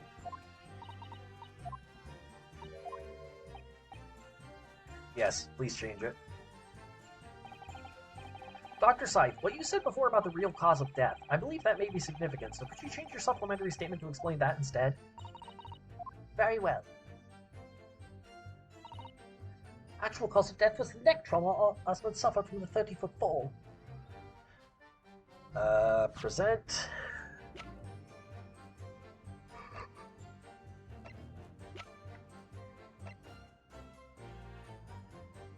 Causing damage to its base. How would he have broken his neck when he landed right side up? Objection! Nope, that's not right. The defense would have to object to that last statement, my lord.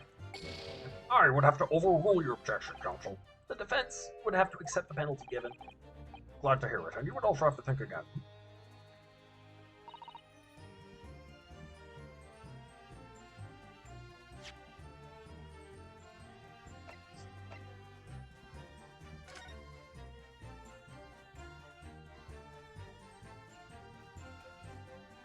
He's strapped in.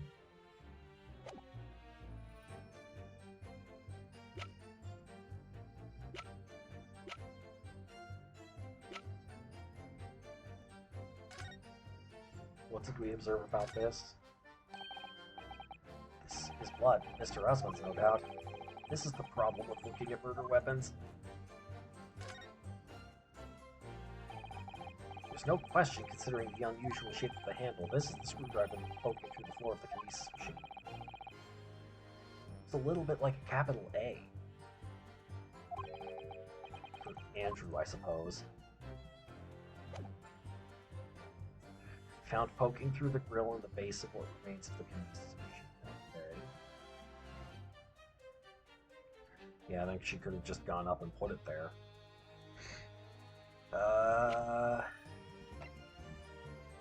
Let's see. What do I get her on?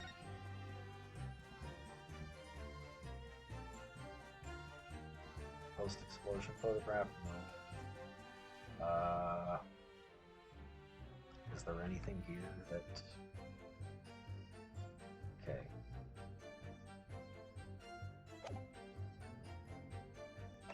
Okay.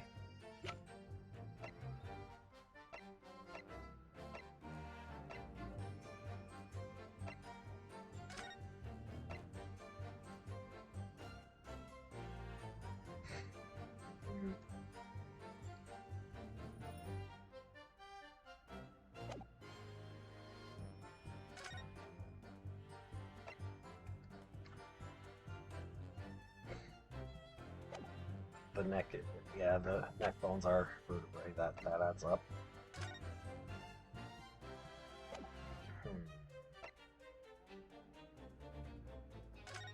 Crashed in with the victim inside. What's this? Look here, it's said, oh yes, the wood's cracked, but yes. Uh-huh. About 30 feet. Yes. Okay.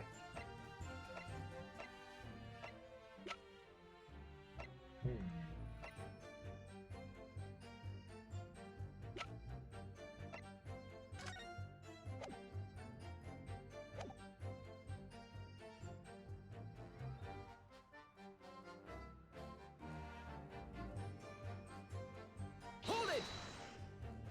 I'm just gonna see what this says again. Quite sure of that? Result of broken neck? Yes. Okay. Never know from just looking at the photograph. Yep. Obviously not. Precisely like corners. Yep.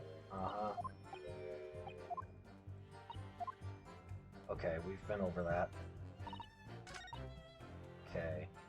Present the autopsy report, maybe? Objection! No. Surely something about that last statement seems odd, doesn't it? Would you care to mull over precisely what you find out about it on your return journey to Japan? I wouldn't be back to give the court an answer for about 4 months, so rest assured, yeah, we've seen this one before.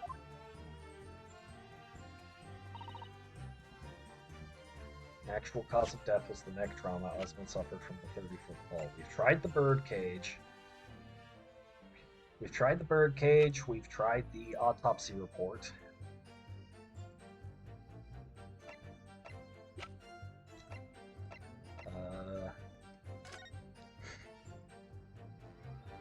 Maybe this to show the straps?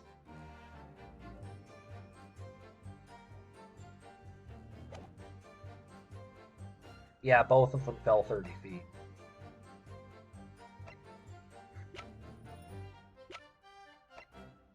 Objection! It's not this either. What happens when we fail this? The defense would have to object to that last statement, my lord. I would have to overrule your objection, counsel. What happens now? Thank you, counsel, that will do. But my lord, wait! The defense is still in the process of establishing its argument. No further analysis is necessary, I feel. As such, I shall be requesting the final decisions of the members of the jury. Spin it on to December, my lord. And we know exactly what we think now. Guilty! Guilty! Oh, so now suddenly, Guilty! Hairbrain is guilty. Guilty! Really? Kill me!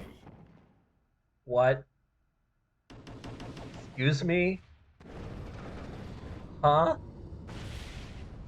See, this is what doesn't make sense about the Ace Attorney games. Mr. Albert Harebrain, in accordance with the findings of this court, I pronounce you guilty of something that we just proved he couldn't possibly have done.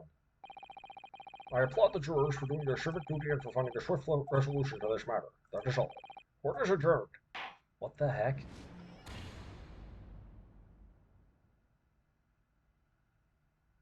Try from this scene. You're so wrong that I have to rule the defendant is indeed guilty. That is how it feels. Okay. Hold it! Okay, let's skip through this.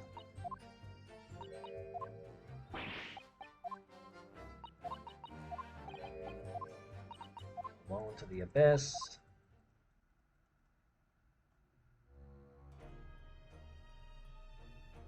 Come on, I can figure this out. On the birdcage lying in the dirt. Approached it, leaned down, slowly opened it up. Took the screwdriver in both hands, plunged it in his chest.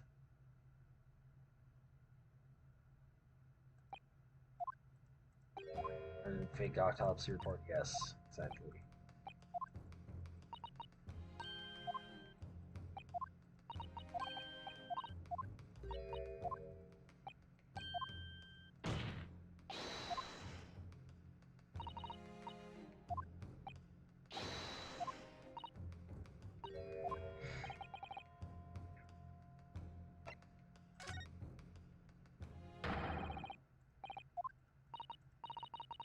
How you stabbed Mr. Usman in the chest? That part, fine if that's what you want, but there's really no need to point. The prosecution concurs. Very well. You will supplement your testimony now, witness. If you wish, my lord. Stood over the victim's corpse where it lay in the toppled cage and plunged the screwdriver into the chest. It'd still be a bit of an awkward reach.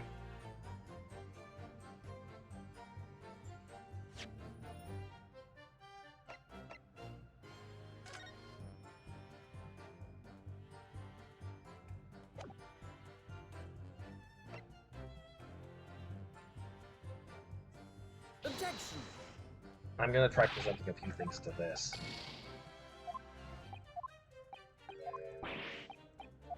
Okay, so it's not the screwdriver. Oops. Is it the photograph? Objection! Yeah, it's the photograph. Because it's an awkward angle to reach in. I've got a nasty feeling that this inconsistency points to an extremely uncomfortable truth. So it is the photograph. What is it about the photograph?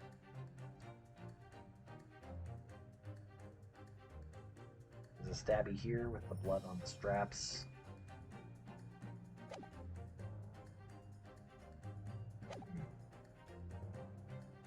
Oh, it was right through the heart. This inconsistency points to an extremely uncomfortable truth. What on earth is the matter, Counsel? Have you lost your tongue? I apologize, my lord. Dr. Scythe, in that last statement of yours, there's just one point that seems to defy explanation.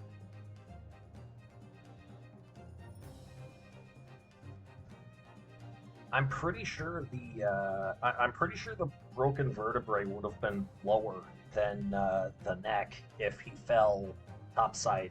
If he fell legs first, feet first, I should say.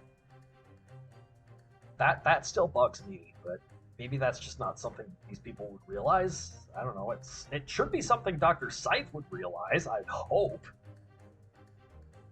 Yeah, nothing really happened after they all said he was guilty. It was just the usual game over sequence.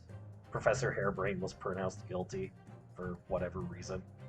It seems to defy explanation.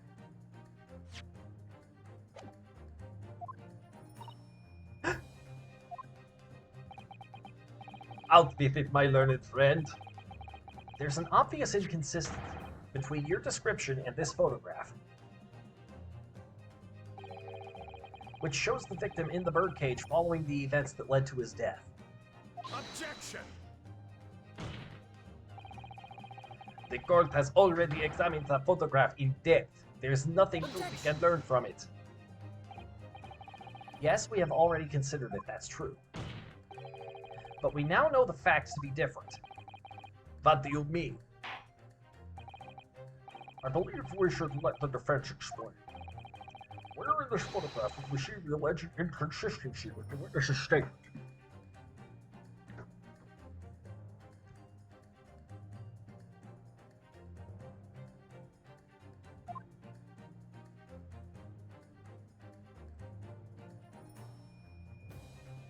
Let's try here, and if it's not here, then it's the last.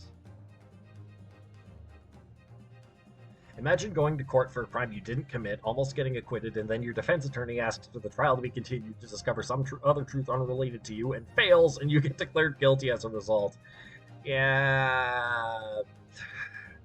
No. This is why I didn't go into law school, folks.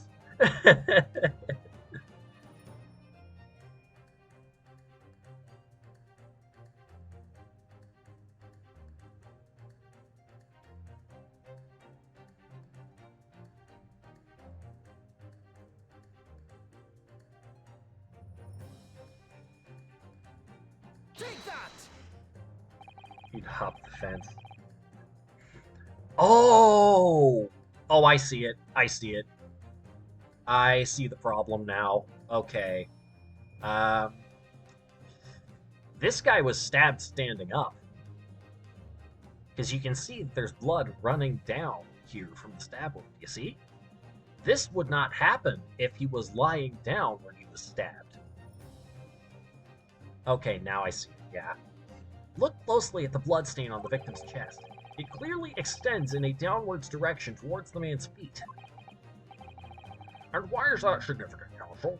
Hop the fence and book it. Yeah. If the victim was stabbed moments before the kinesis machine was set in motion, that's entirely expected. Ah! Of course, no, that's not what happened. Exactly, my lord. Dr. Scythe made it very clear in her testimony just now that the point at which she stole Professor Hairbrain's screwdriver and stabbed the victim was after the grand deception was set in motion, when the birdcage had fallen below the stage out of sight. To be honest, if law school was like an Ace Attorney game, it might be more enjoyable, besides all the convoluted murders that would occur every other day. Oh god, yep. From the shape of it, it's clear that the birdcage would have fallen on its side after the 30-foot drop. And if the victim had really been stabbed whilst inside the birdcage in that position, the blood from the wound would have spread out equally in all directions. For it to have formed the longitudinal appearance we see in the picture is inconceivable. Ah! Given that the victim's blood seeped vertically downwards from the wound, it must be the case that when you stabbed Mr. Usman, he was standing up. In short, Dr. Scythe, your latest testimony was a total fabrication. Ah! Ah!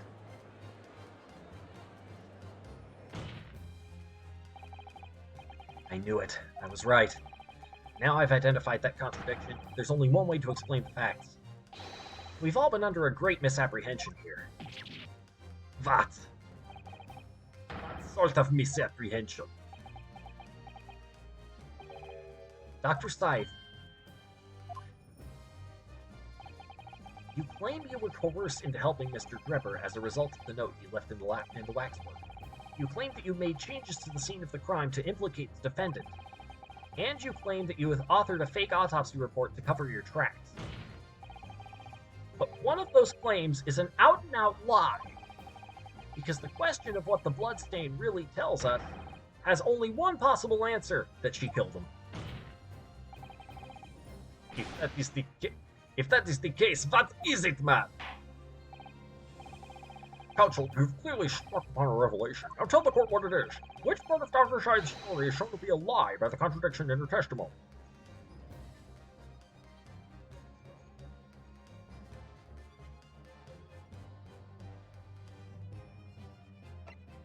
How she was coerced, the stabbing of the victim, or the autopsy report?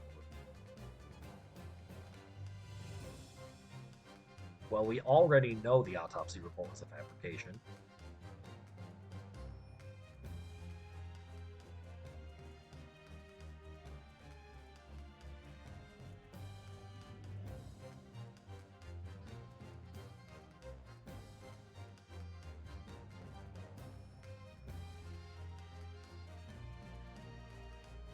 This seems like the obvious answer.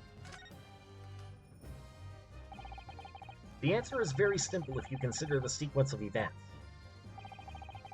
If when the victim was stabbed, the blood from the wound seeped downwards, as it did, we can be sure that the victim must have been either sitting or standing upright at the time. But as you rightly pointed out, the birdcage would have fallen on its side when it fell beneath the stage. Yes, it would, which tells us that the victim must have been in that position of his own accord. Objection! That's impossible! The man was dead, remember? No, that is the misapprehension. He was strapped in pretty good. When the birdcage fell from the stage into the void below, it must have hit the ground with considerable force.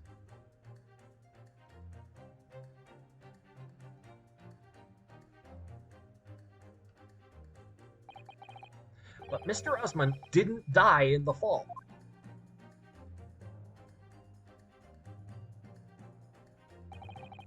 He probably lost consciousness for a while, but when he came around, he got to his feet to climb out of the cage. And then she stabbed him, just as Dr. Scythe appeared.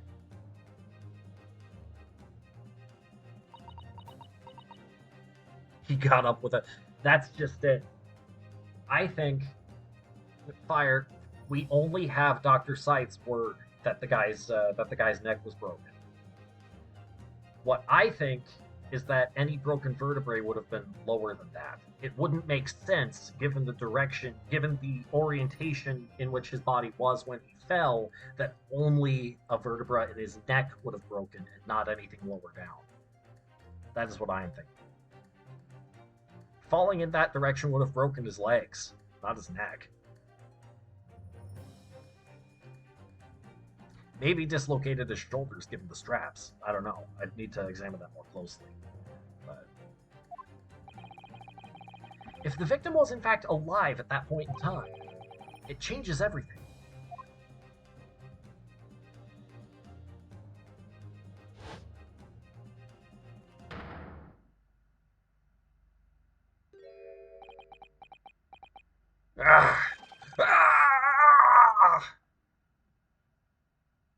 Dispenser down! Mr. Odiesman's killer wasn't the defendant, Professor Albert Harebrained. Nor was it the mastermind behind the stage trickery, Mr. Enoch Drebber. It was you, Dr. Courtney Scythe!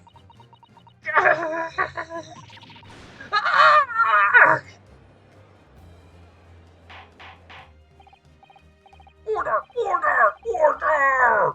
Can this possibly be true?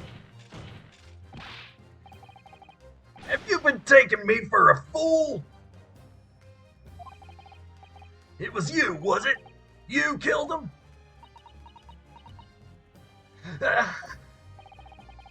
You hoped that by admitting to being an accomplice in Mr. Drebber's scheme, the trial would end before you were accused of a far worse crime, cold-blooded murder. Oh, do shut up! You're so desperate now, you're making all this up, as if I would do something like that. I assure you the defense is not desperate, Doctor. Mr. Naruhodo has established the facts using evidence and logic alone. Ha! Logic! Don't make me laugh! Your logic has a gaping hole in it! What? What do you mean? Spy sapping my murder friend! Thought it was obvious. A motive, boy, you're lacking a motive. What possible reason would I have to kill Mr. Osmond? Osmond was involved in any number of criminal activities, from coercion to theft to murder. But there is no known connection to Dr. Scythe. Rather relieved to say it does seem somewhat far-fetched. True, there's no obvious motive, but there's still something in the back of my mind. I feel sure I've seen something somewhere that hints at why the coroner might have done this. Yes, I might have tampered with the crime scene and concocted a fake report.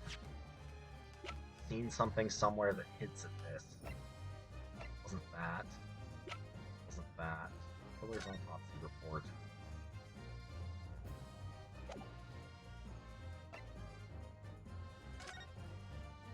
Professor Wexford. examine this. Oh, it does look very strong. Definitely no way. Terrible way. Staring at me. Right. Itch on your cheek. Okay. Is there anything else about this head covering thingy?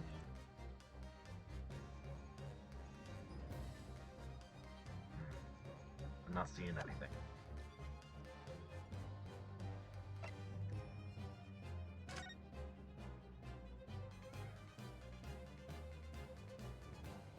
There's Drebber.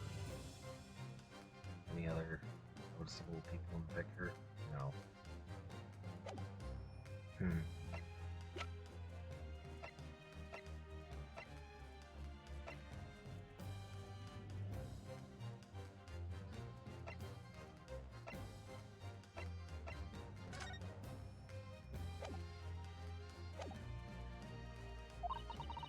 But murdering someone for no reason is a very different story. Objection.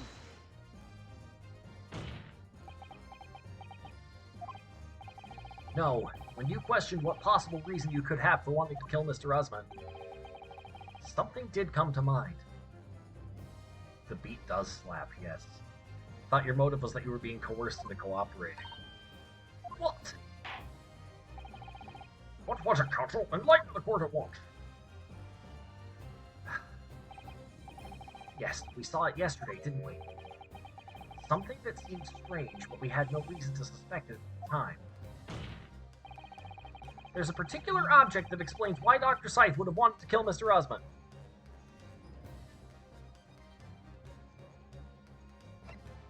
Oh, right.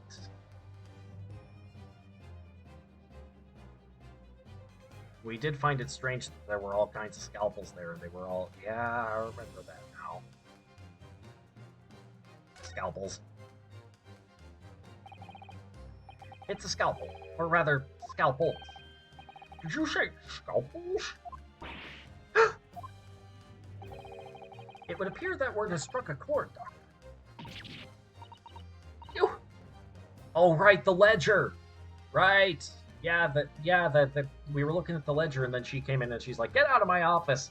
Yeah, I remember that now. You. Come on, out with it! It was yesterday, when we visited your laboratory. Look at this big, thick book here. Ah, it appears to be an accounting ledger. It's a record of the forensic investigation team's spending, I think. Oh? What is it? It's clear that the team purchases various equipment and supplies on a monthly basis, but, well, one entry seems rather strange. Really? In what way? They're buying 500 scalpels every month!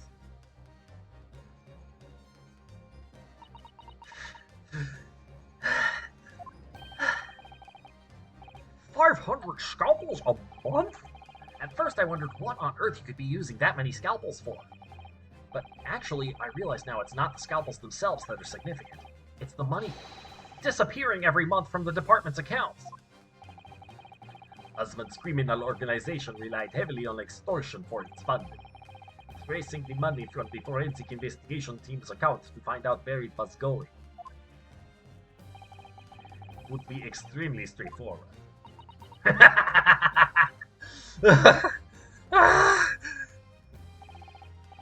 10 years ago, when Mr. Usman was still a journalist and wrote this article about Mr. Drebber, he may well have stumbled upon information as he was researching the story.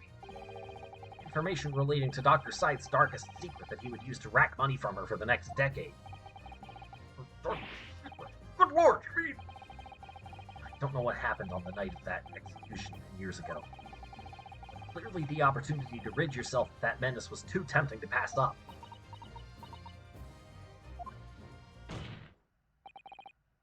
So in the end, you weren't coerced at all, were you? You did it entirely of your own free will. You stabbed Mr. Usman in the heart with all your might.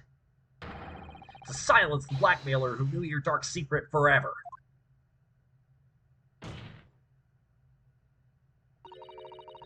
You'll never understand! None of you! What we've had to keep covered up all these long years.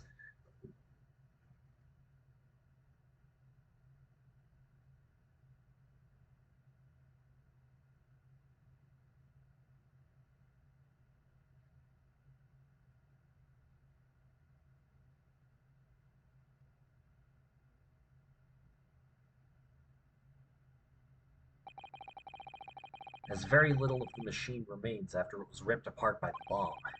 The truth of this case can never be properly established unless you speak out. And if you decide not to, it's very possible that Courtney Scythe will escape punishment for her crimes. Please, sir, own up to what you've done, and tell the court the truth about what happened.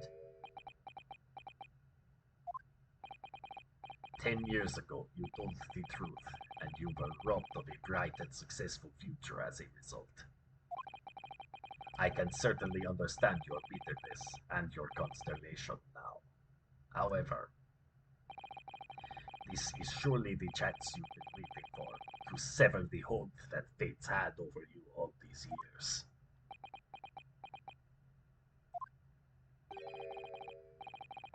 Super high voltage instantaneous kinesis? I mean, really?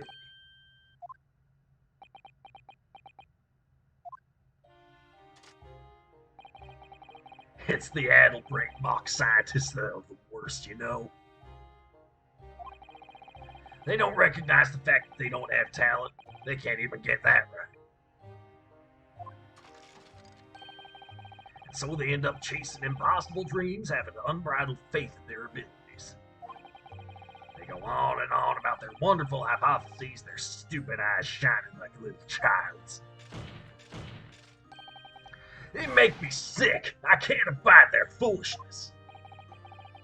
Careful, Mr. Grubber. I was particularly pleased with the kinesis machine. It made for quite a show, didn't it? So you admit it? You admit that it was nothing more than a sham made for the purpose of killing the victim? Yes, I admit it. I did it all in the name of revenge.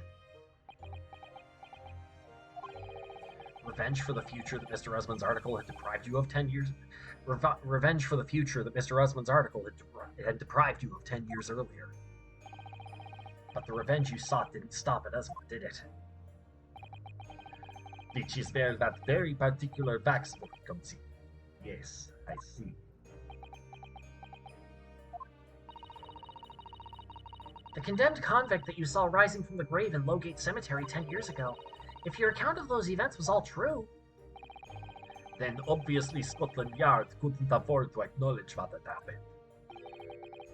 Even if it meant discrediting a bright young man and crushing any future career he might have had.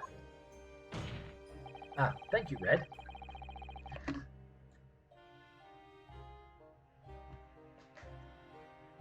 So your plan required that you abduct that particular waxwork model in order to exact your revenge on Scotland Yard as well. Or on Dr. Scythe, to be precise.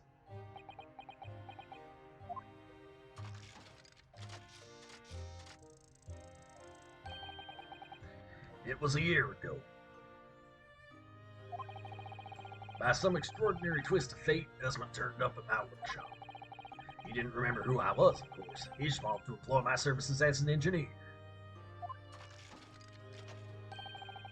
And he happened to have a paper with him, an article on the front page caught my eye. About the coroner who'd handled that bogus autopsy being appointed head of a new forensic team. When I learned that news, my cognitive process started to devise the plan. What a horrid tale. He robbed me of my future, so I wanted to use the man's own wiles against him for revenge. And have that rotten Scotland Yard eaten out of my hand at the same time. I wanted them all to suffer the same humiliation I'd had to suffer.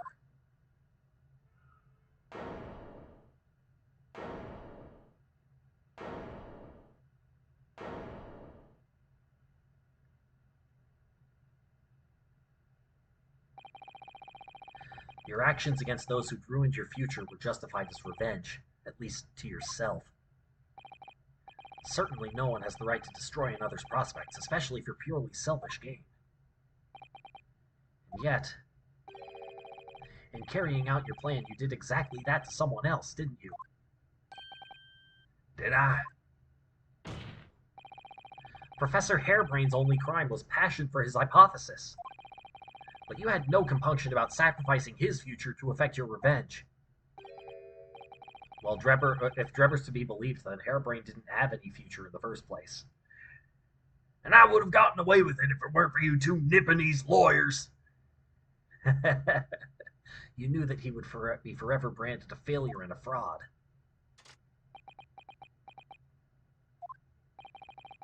Perhaps life treated you unfairly 10 years ago, and others' misconduct left your life in tatters.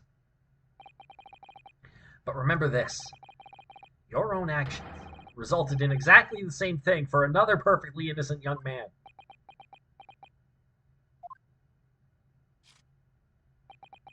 Ah.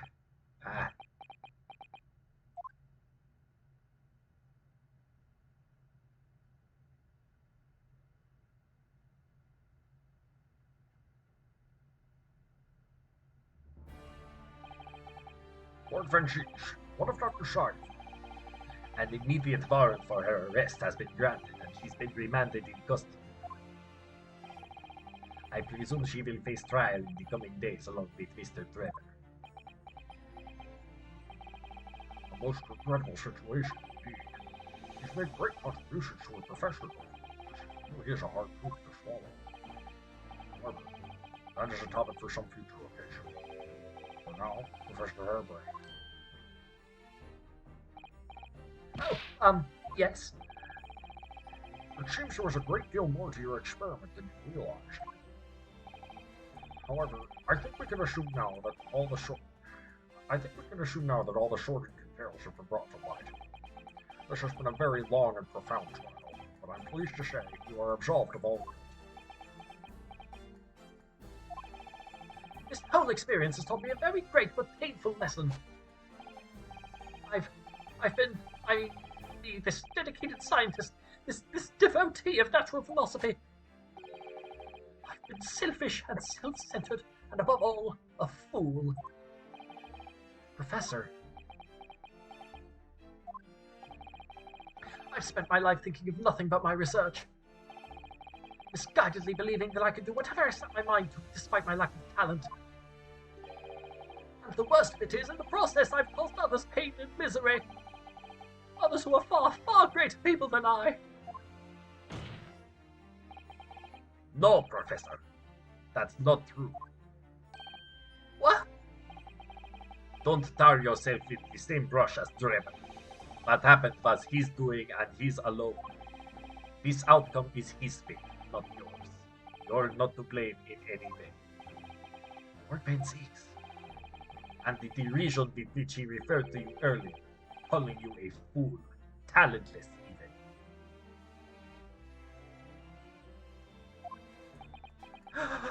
even. Man has no idea. To believe in yourself and work your fingers to the bone to realize your dreams, that's laudable, not laughable. No one has the right to deride another for such choices. Oh. Thank you, Baroque. So, ladies and gentlemen of the jury. Yes, my lord. It is this court's expectation that you find the defendant not guilty of the charge of which he stands accused. I presume there are no objections?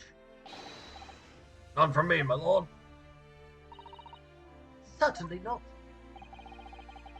The trial has really made me think, but this is the right decision.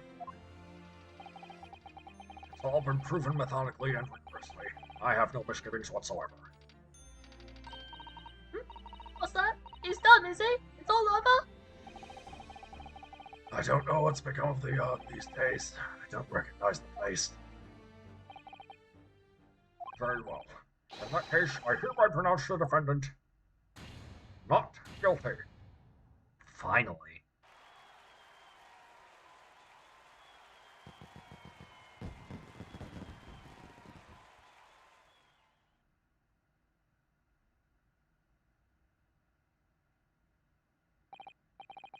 Court is adjourned.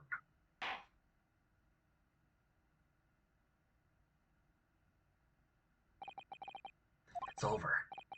That was some trial.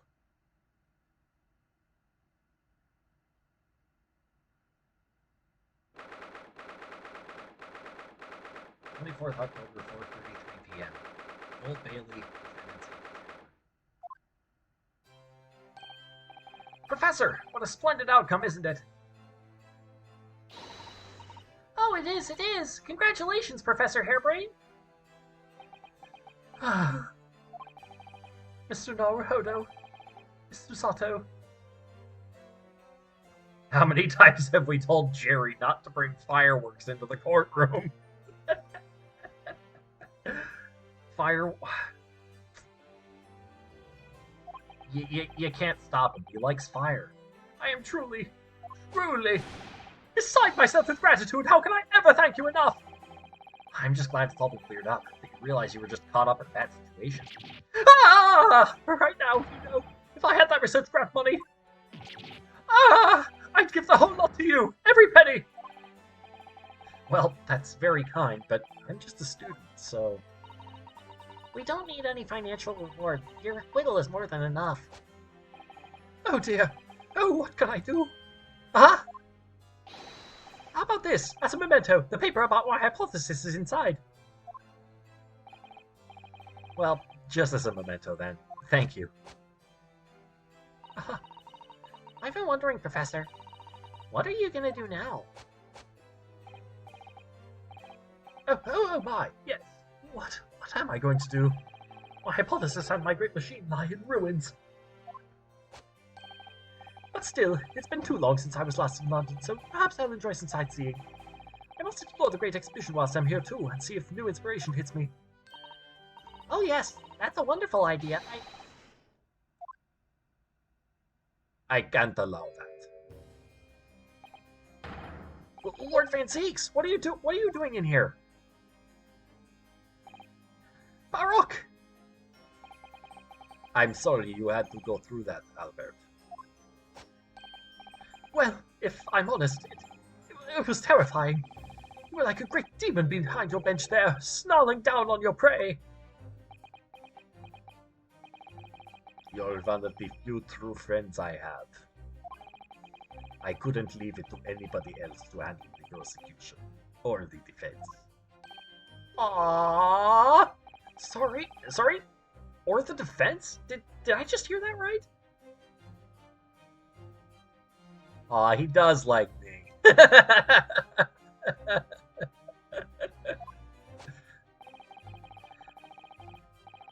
I always knew that you had my best interests at heart, don't worry. How about you show me around while I'm here in town? It's been a long time since we left university. We have a lot to catch up on. Listen, Albert. In a few days, your acquittal will be made official. When that happens, you must head straight to Dover. I'll accompany you. What? From there, you'll cross the channel and make your way back to Germany. I've already purchased the tickets.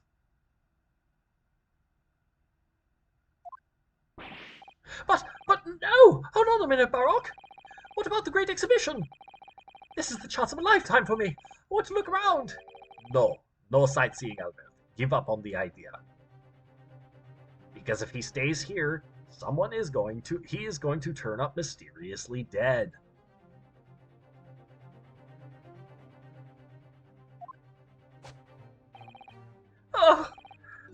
Sometimes it's hard to see any warmth in those eyes, Baroque.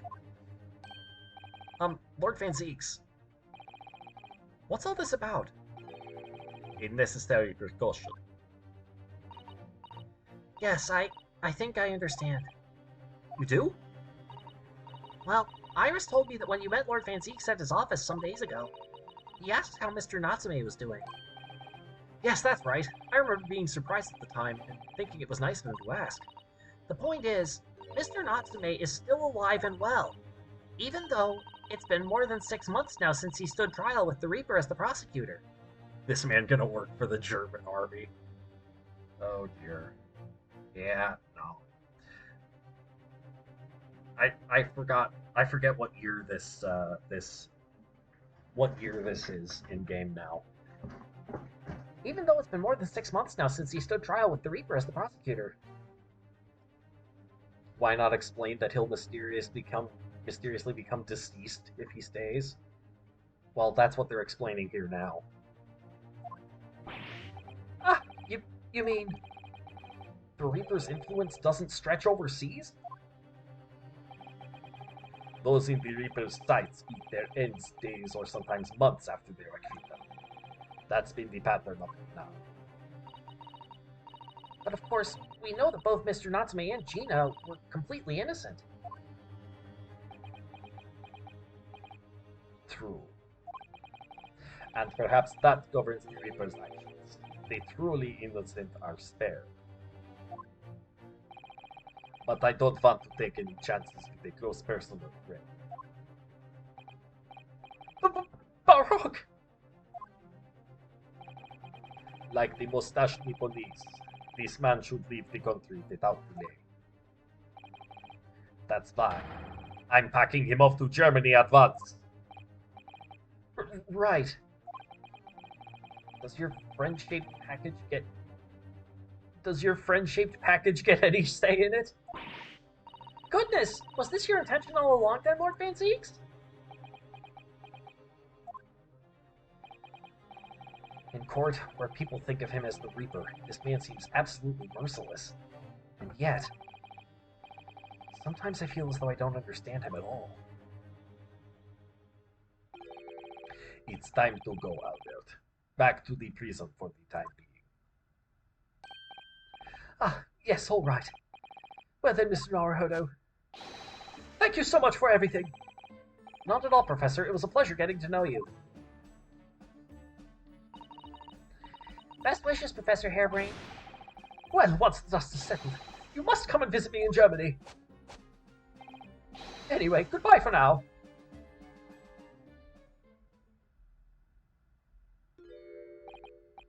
Now, my Nepalese friend. Oh, yes? I thought you'd gone too.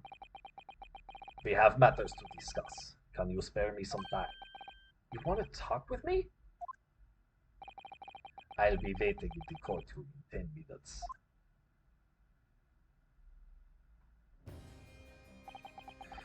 Well, that was strange.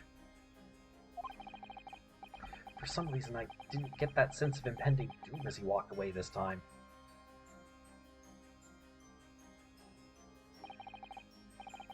The enigma, Barak Van Zeeks. What does he want to discuss, I wonder? The answer awaits in the courtroom, I suppose. Here goes, then.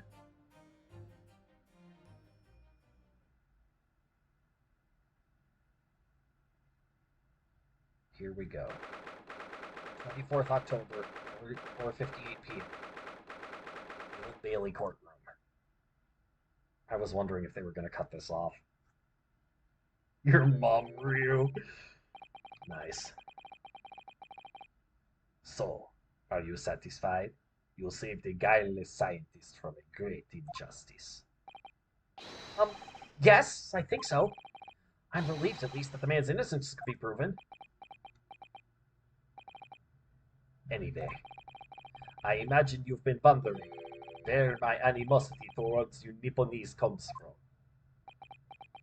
Oh, we finally get the answer, huh? Where he got all that racism experience. Well, at first I thought you just didn't like me. I imagined you saw me as a pretentious child from an unimportant land who had no business being here. But now I think differently. You clearly know our ways. So I would guess that some specific incident led to your thorough dislike of my race.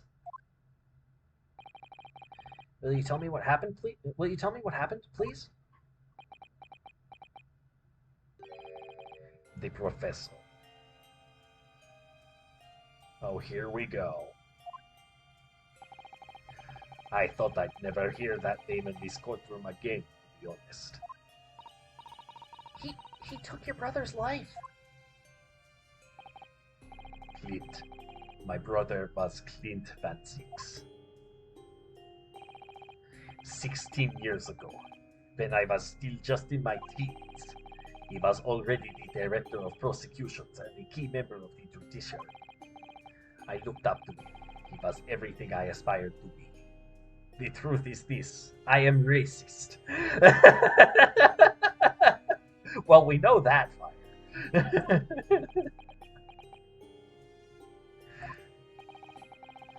He was involved in the establishment of justice systems in foreign countries as well.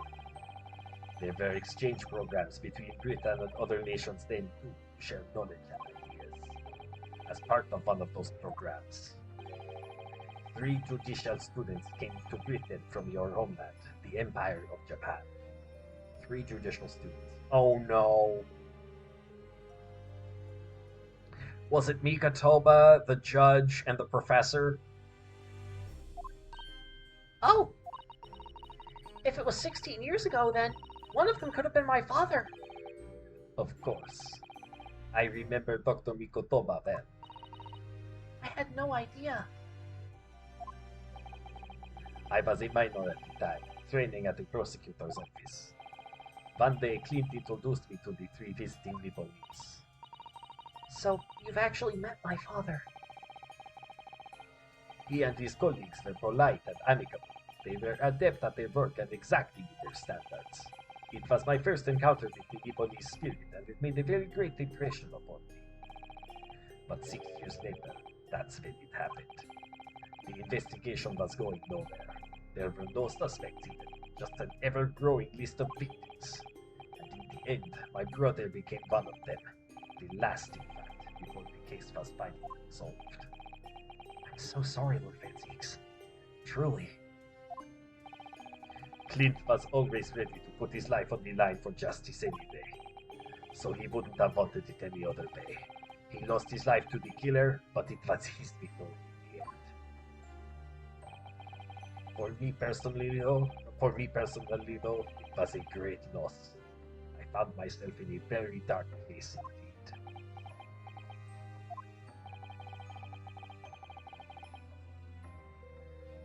indeed. The truth is, Red, actually, I have a point redemption thing for this. If you want me to say a thing in a particular... Oh, wait, no, that's... No, my mistake. You know, I should set that. So that if... Yeah, okay. No, there's only a point redemption for if, to make Perry say something. Okay. Well, because that's my mistake, I'll give it to you for free. The truth is, I like being racist like a goth man when his brother got murdered by a masked man.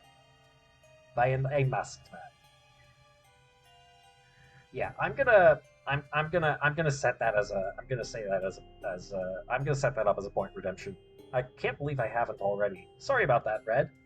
But yeah, there you go.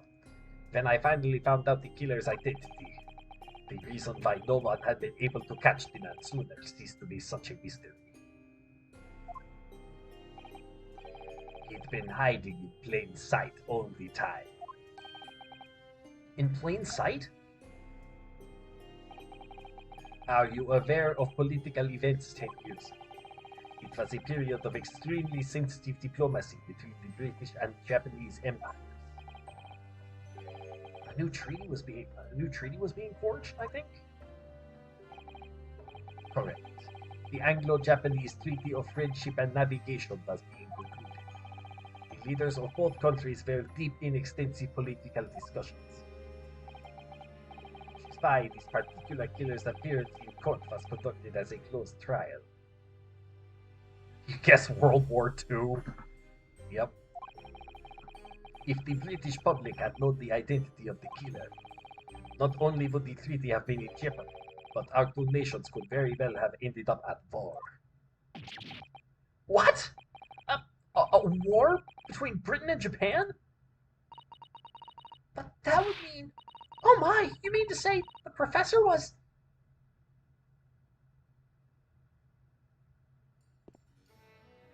When the trial reached its conclusion earlier, I thought to myself, yes, it's time. Well, here's the official voice actor of Fanzeeks, who sounds nothing like Dracula. Time for you to come face to face with this hideous monster. Oh, does he know who was behind the mask? Does he have the key? I borrowed the key for the mask from the proprietress of the Waxwork Museum. Oh. So see for yourselves now. Confirm it with your own eyes. The truth that's been hidden this past decade.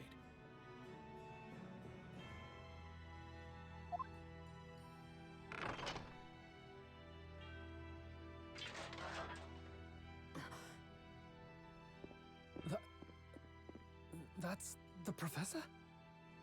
Yes, that's him. Until now, the thought never even crossed my mind.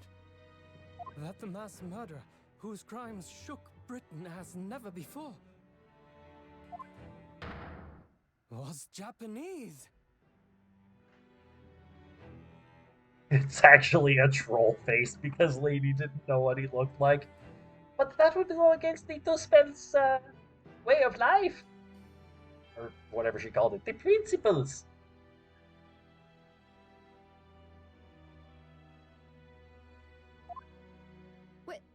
Wait a minute. That face. Oh, Susato knows that face? I feel as though I've seen it somewhere. It's strangely familiar. Ooh.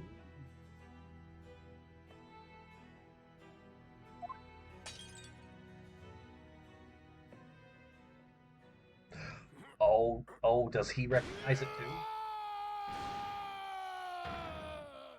Oh, looks like your memory's coming back. It's actually Kazuma. Here we go. Father. It's his father. Here we go. What? Father?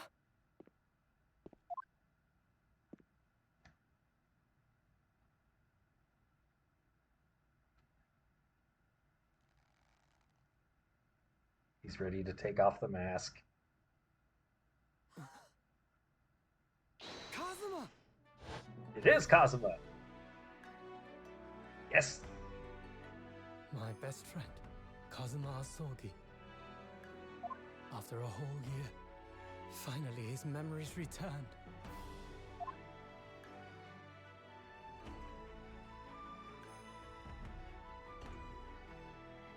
Looks different without the As he stood headband. there before me.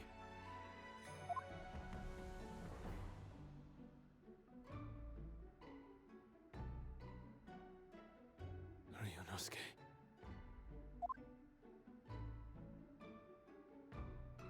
And Doug.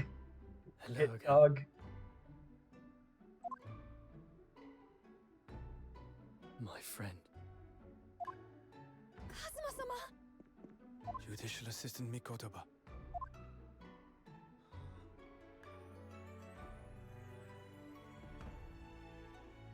It's been a very long road. Thank you.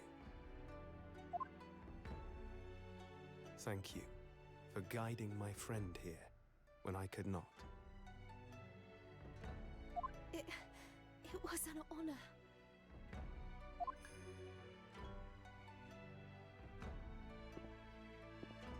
I knew you wouldn't die that easily. Kazuma. Sure you did, buddy. I owe you thanks, too, for taking good care of that in my absence. Oh, No more Karuma. sword. the great blade of the Asogi clan, passed down through the generations.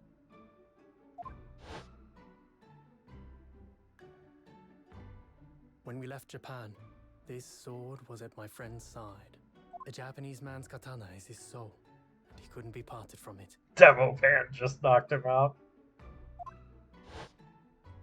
But then, when the incident happened, it was Susato-san's wish that I inherit the sword. Watch as Demo Pan is the murderer in the next case. And I've kept it with me ever since, along with my memories of the friendship we shared.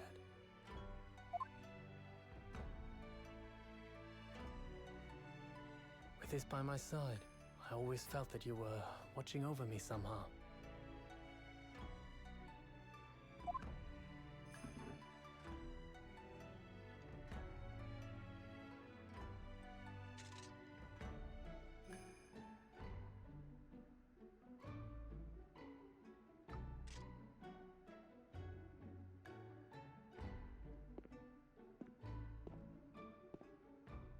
I've made it.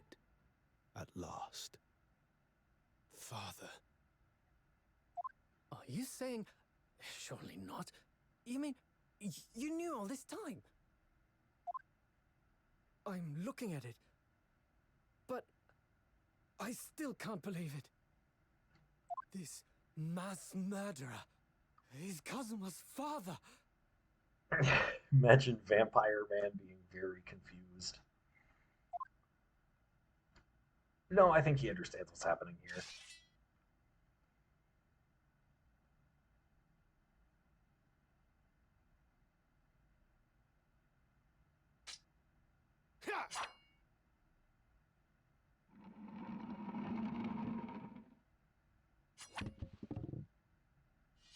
Okay, so he didn't much like his dad, did he? Kazuma-sama. He just chopped the frickin' wax figure in half. Ryunosuke, we have much to talk about, but now is not the time. Nah, he's just drunk behind the desk. I'll be seeing you. No, Tuspels isn't going to be very happy about this.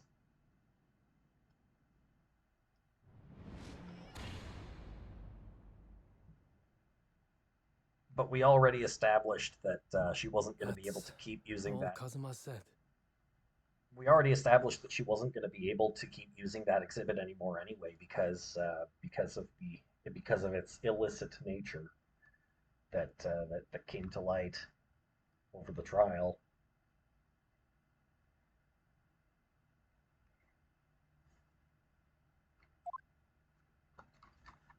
Before he turned and left us there, in the courtroom.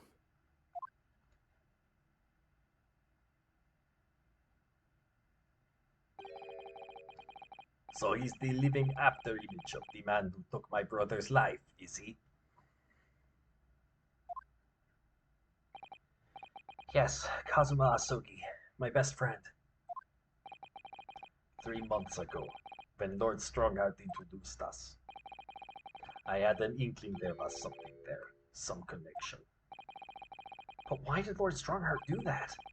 Why did he make Kazuma Lord Van Zeeks' apprentice? And when he was suffering amnesia, too. The man was apprehended, even executed. But his legacy just won't die. That's the sad truth. Anyway, that's all I had to say. I thank you for meeting with me as I asked.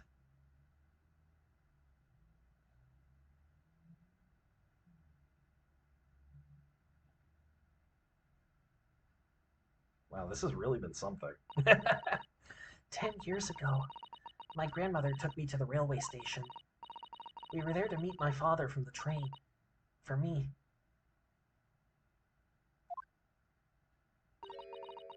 It was the first time I'd ever seen him. Yeah, he does that sometimes, Red. Poor Susato-san, all this is tied up with painful memories for her, too. She's never talked about this with me before, though. It took time to adjust to having father around, but just when I was starting to get used to it, He probably turned into a bat and flew off. Yep. he called me into his study one day. He told me that a great friend of his had passed away in London, and that the friend had left behind a son. A boy 7 years my senior. Father told me the boy had made a promise to his late father, so he was studying to become a defense lawyer. I wanted to help, so I studied to become a qualified judicial assistant. As I'm sure you've worked out, that young man's name was Kazuma Asogi. So you see, That's how he and I met. For a brief moment, my great friend had returned, only to disappear again all too soon. But in that fleeting encounter, something stirred. Something that had been dormant for a long time. As if great wheels had been set in motion. I could almost hear them creaking into life. In some ways, it was the end of a chapter, but in many, it was the start of a new one. Wait a minute. Wait a minute. Wait a minute.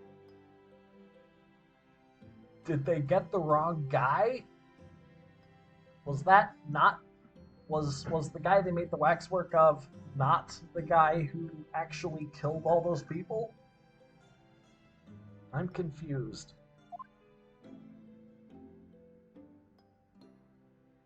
As if Hot Wheels had been set into motion. Well, that's the end of this chapter. Achievement unlocked: the demasking.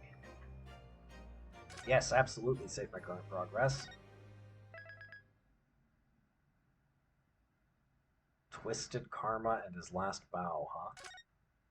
Well, that'll be for next time.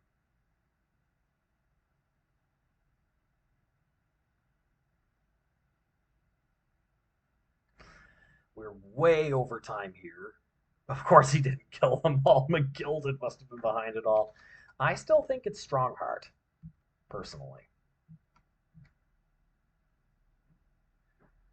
Anyway, I'm gonna go get. It's high time I get dinner figured out. So I'm gonna do that. And thank you so much for watching, everyone. You know the drill. Smash that follow button, subscribe. There is the bot just linked the Discord there. Comrades, join our Discord. Join that Discord for games, announcements about this stream, votes for what we do. Yeah, and there's some other great streamers on there too that you can check out their stuff. So, yes, it's shiny. Yes. Yes, the Discord is quite shiny, and you should join it. Let's see. Right, I covered the free games, I covered the votes, I covered the announcements. Oh, right, we have events sometimes as well, with prizes, so don't miss out on those either. I always forget one thing out of the four each time I announce that. Anyway, yeah, join the Discord. And that's really all I got. Thank you again so much for watching. I'm going to go get food. And sorry I ran nearly 3 hours over time. But honestly, I'm not sorry. That was quite the chapter. I'm glad we got to see all that. I'm glad we got to learn all this new stuff. Anyway. Till next time, comrades. Oh, I will be streaming either Tuesday or Thursday, not sure yet. But it's going to be me for running both days, at least at least until my desktop gets here. I'm gonna enjoy this reprieve from that literal nightmare. Yeah, exactly, Red. But yeah, so again, as soon as I've decided on what that's going to be, I am going to post it on the Discord. Heck, I might leave it as a decision between 2 or 3 different ideas. So, actually, you know what? That's exactly what I'm gonna do. After I get food, I'm gonna put up a vote on the Discord. So make sure to join it if you haven't, so that your voice can be heard as to what the other stream day is going to be while I. Oh, thank you, Fire. While I wait for my desktop to get back here. So I believe that's everything. So thank you once again for watching to the very end. And I wonder if anyone else is live I can raid now. I'm gonna check. Dang it. I never finish when anybody else is... what can you do? Ah, well. Till next time, comrades.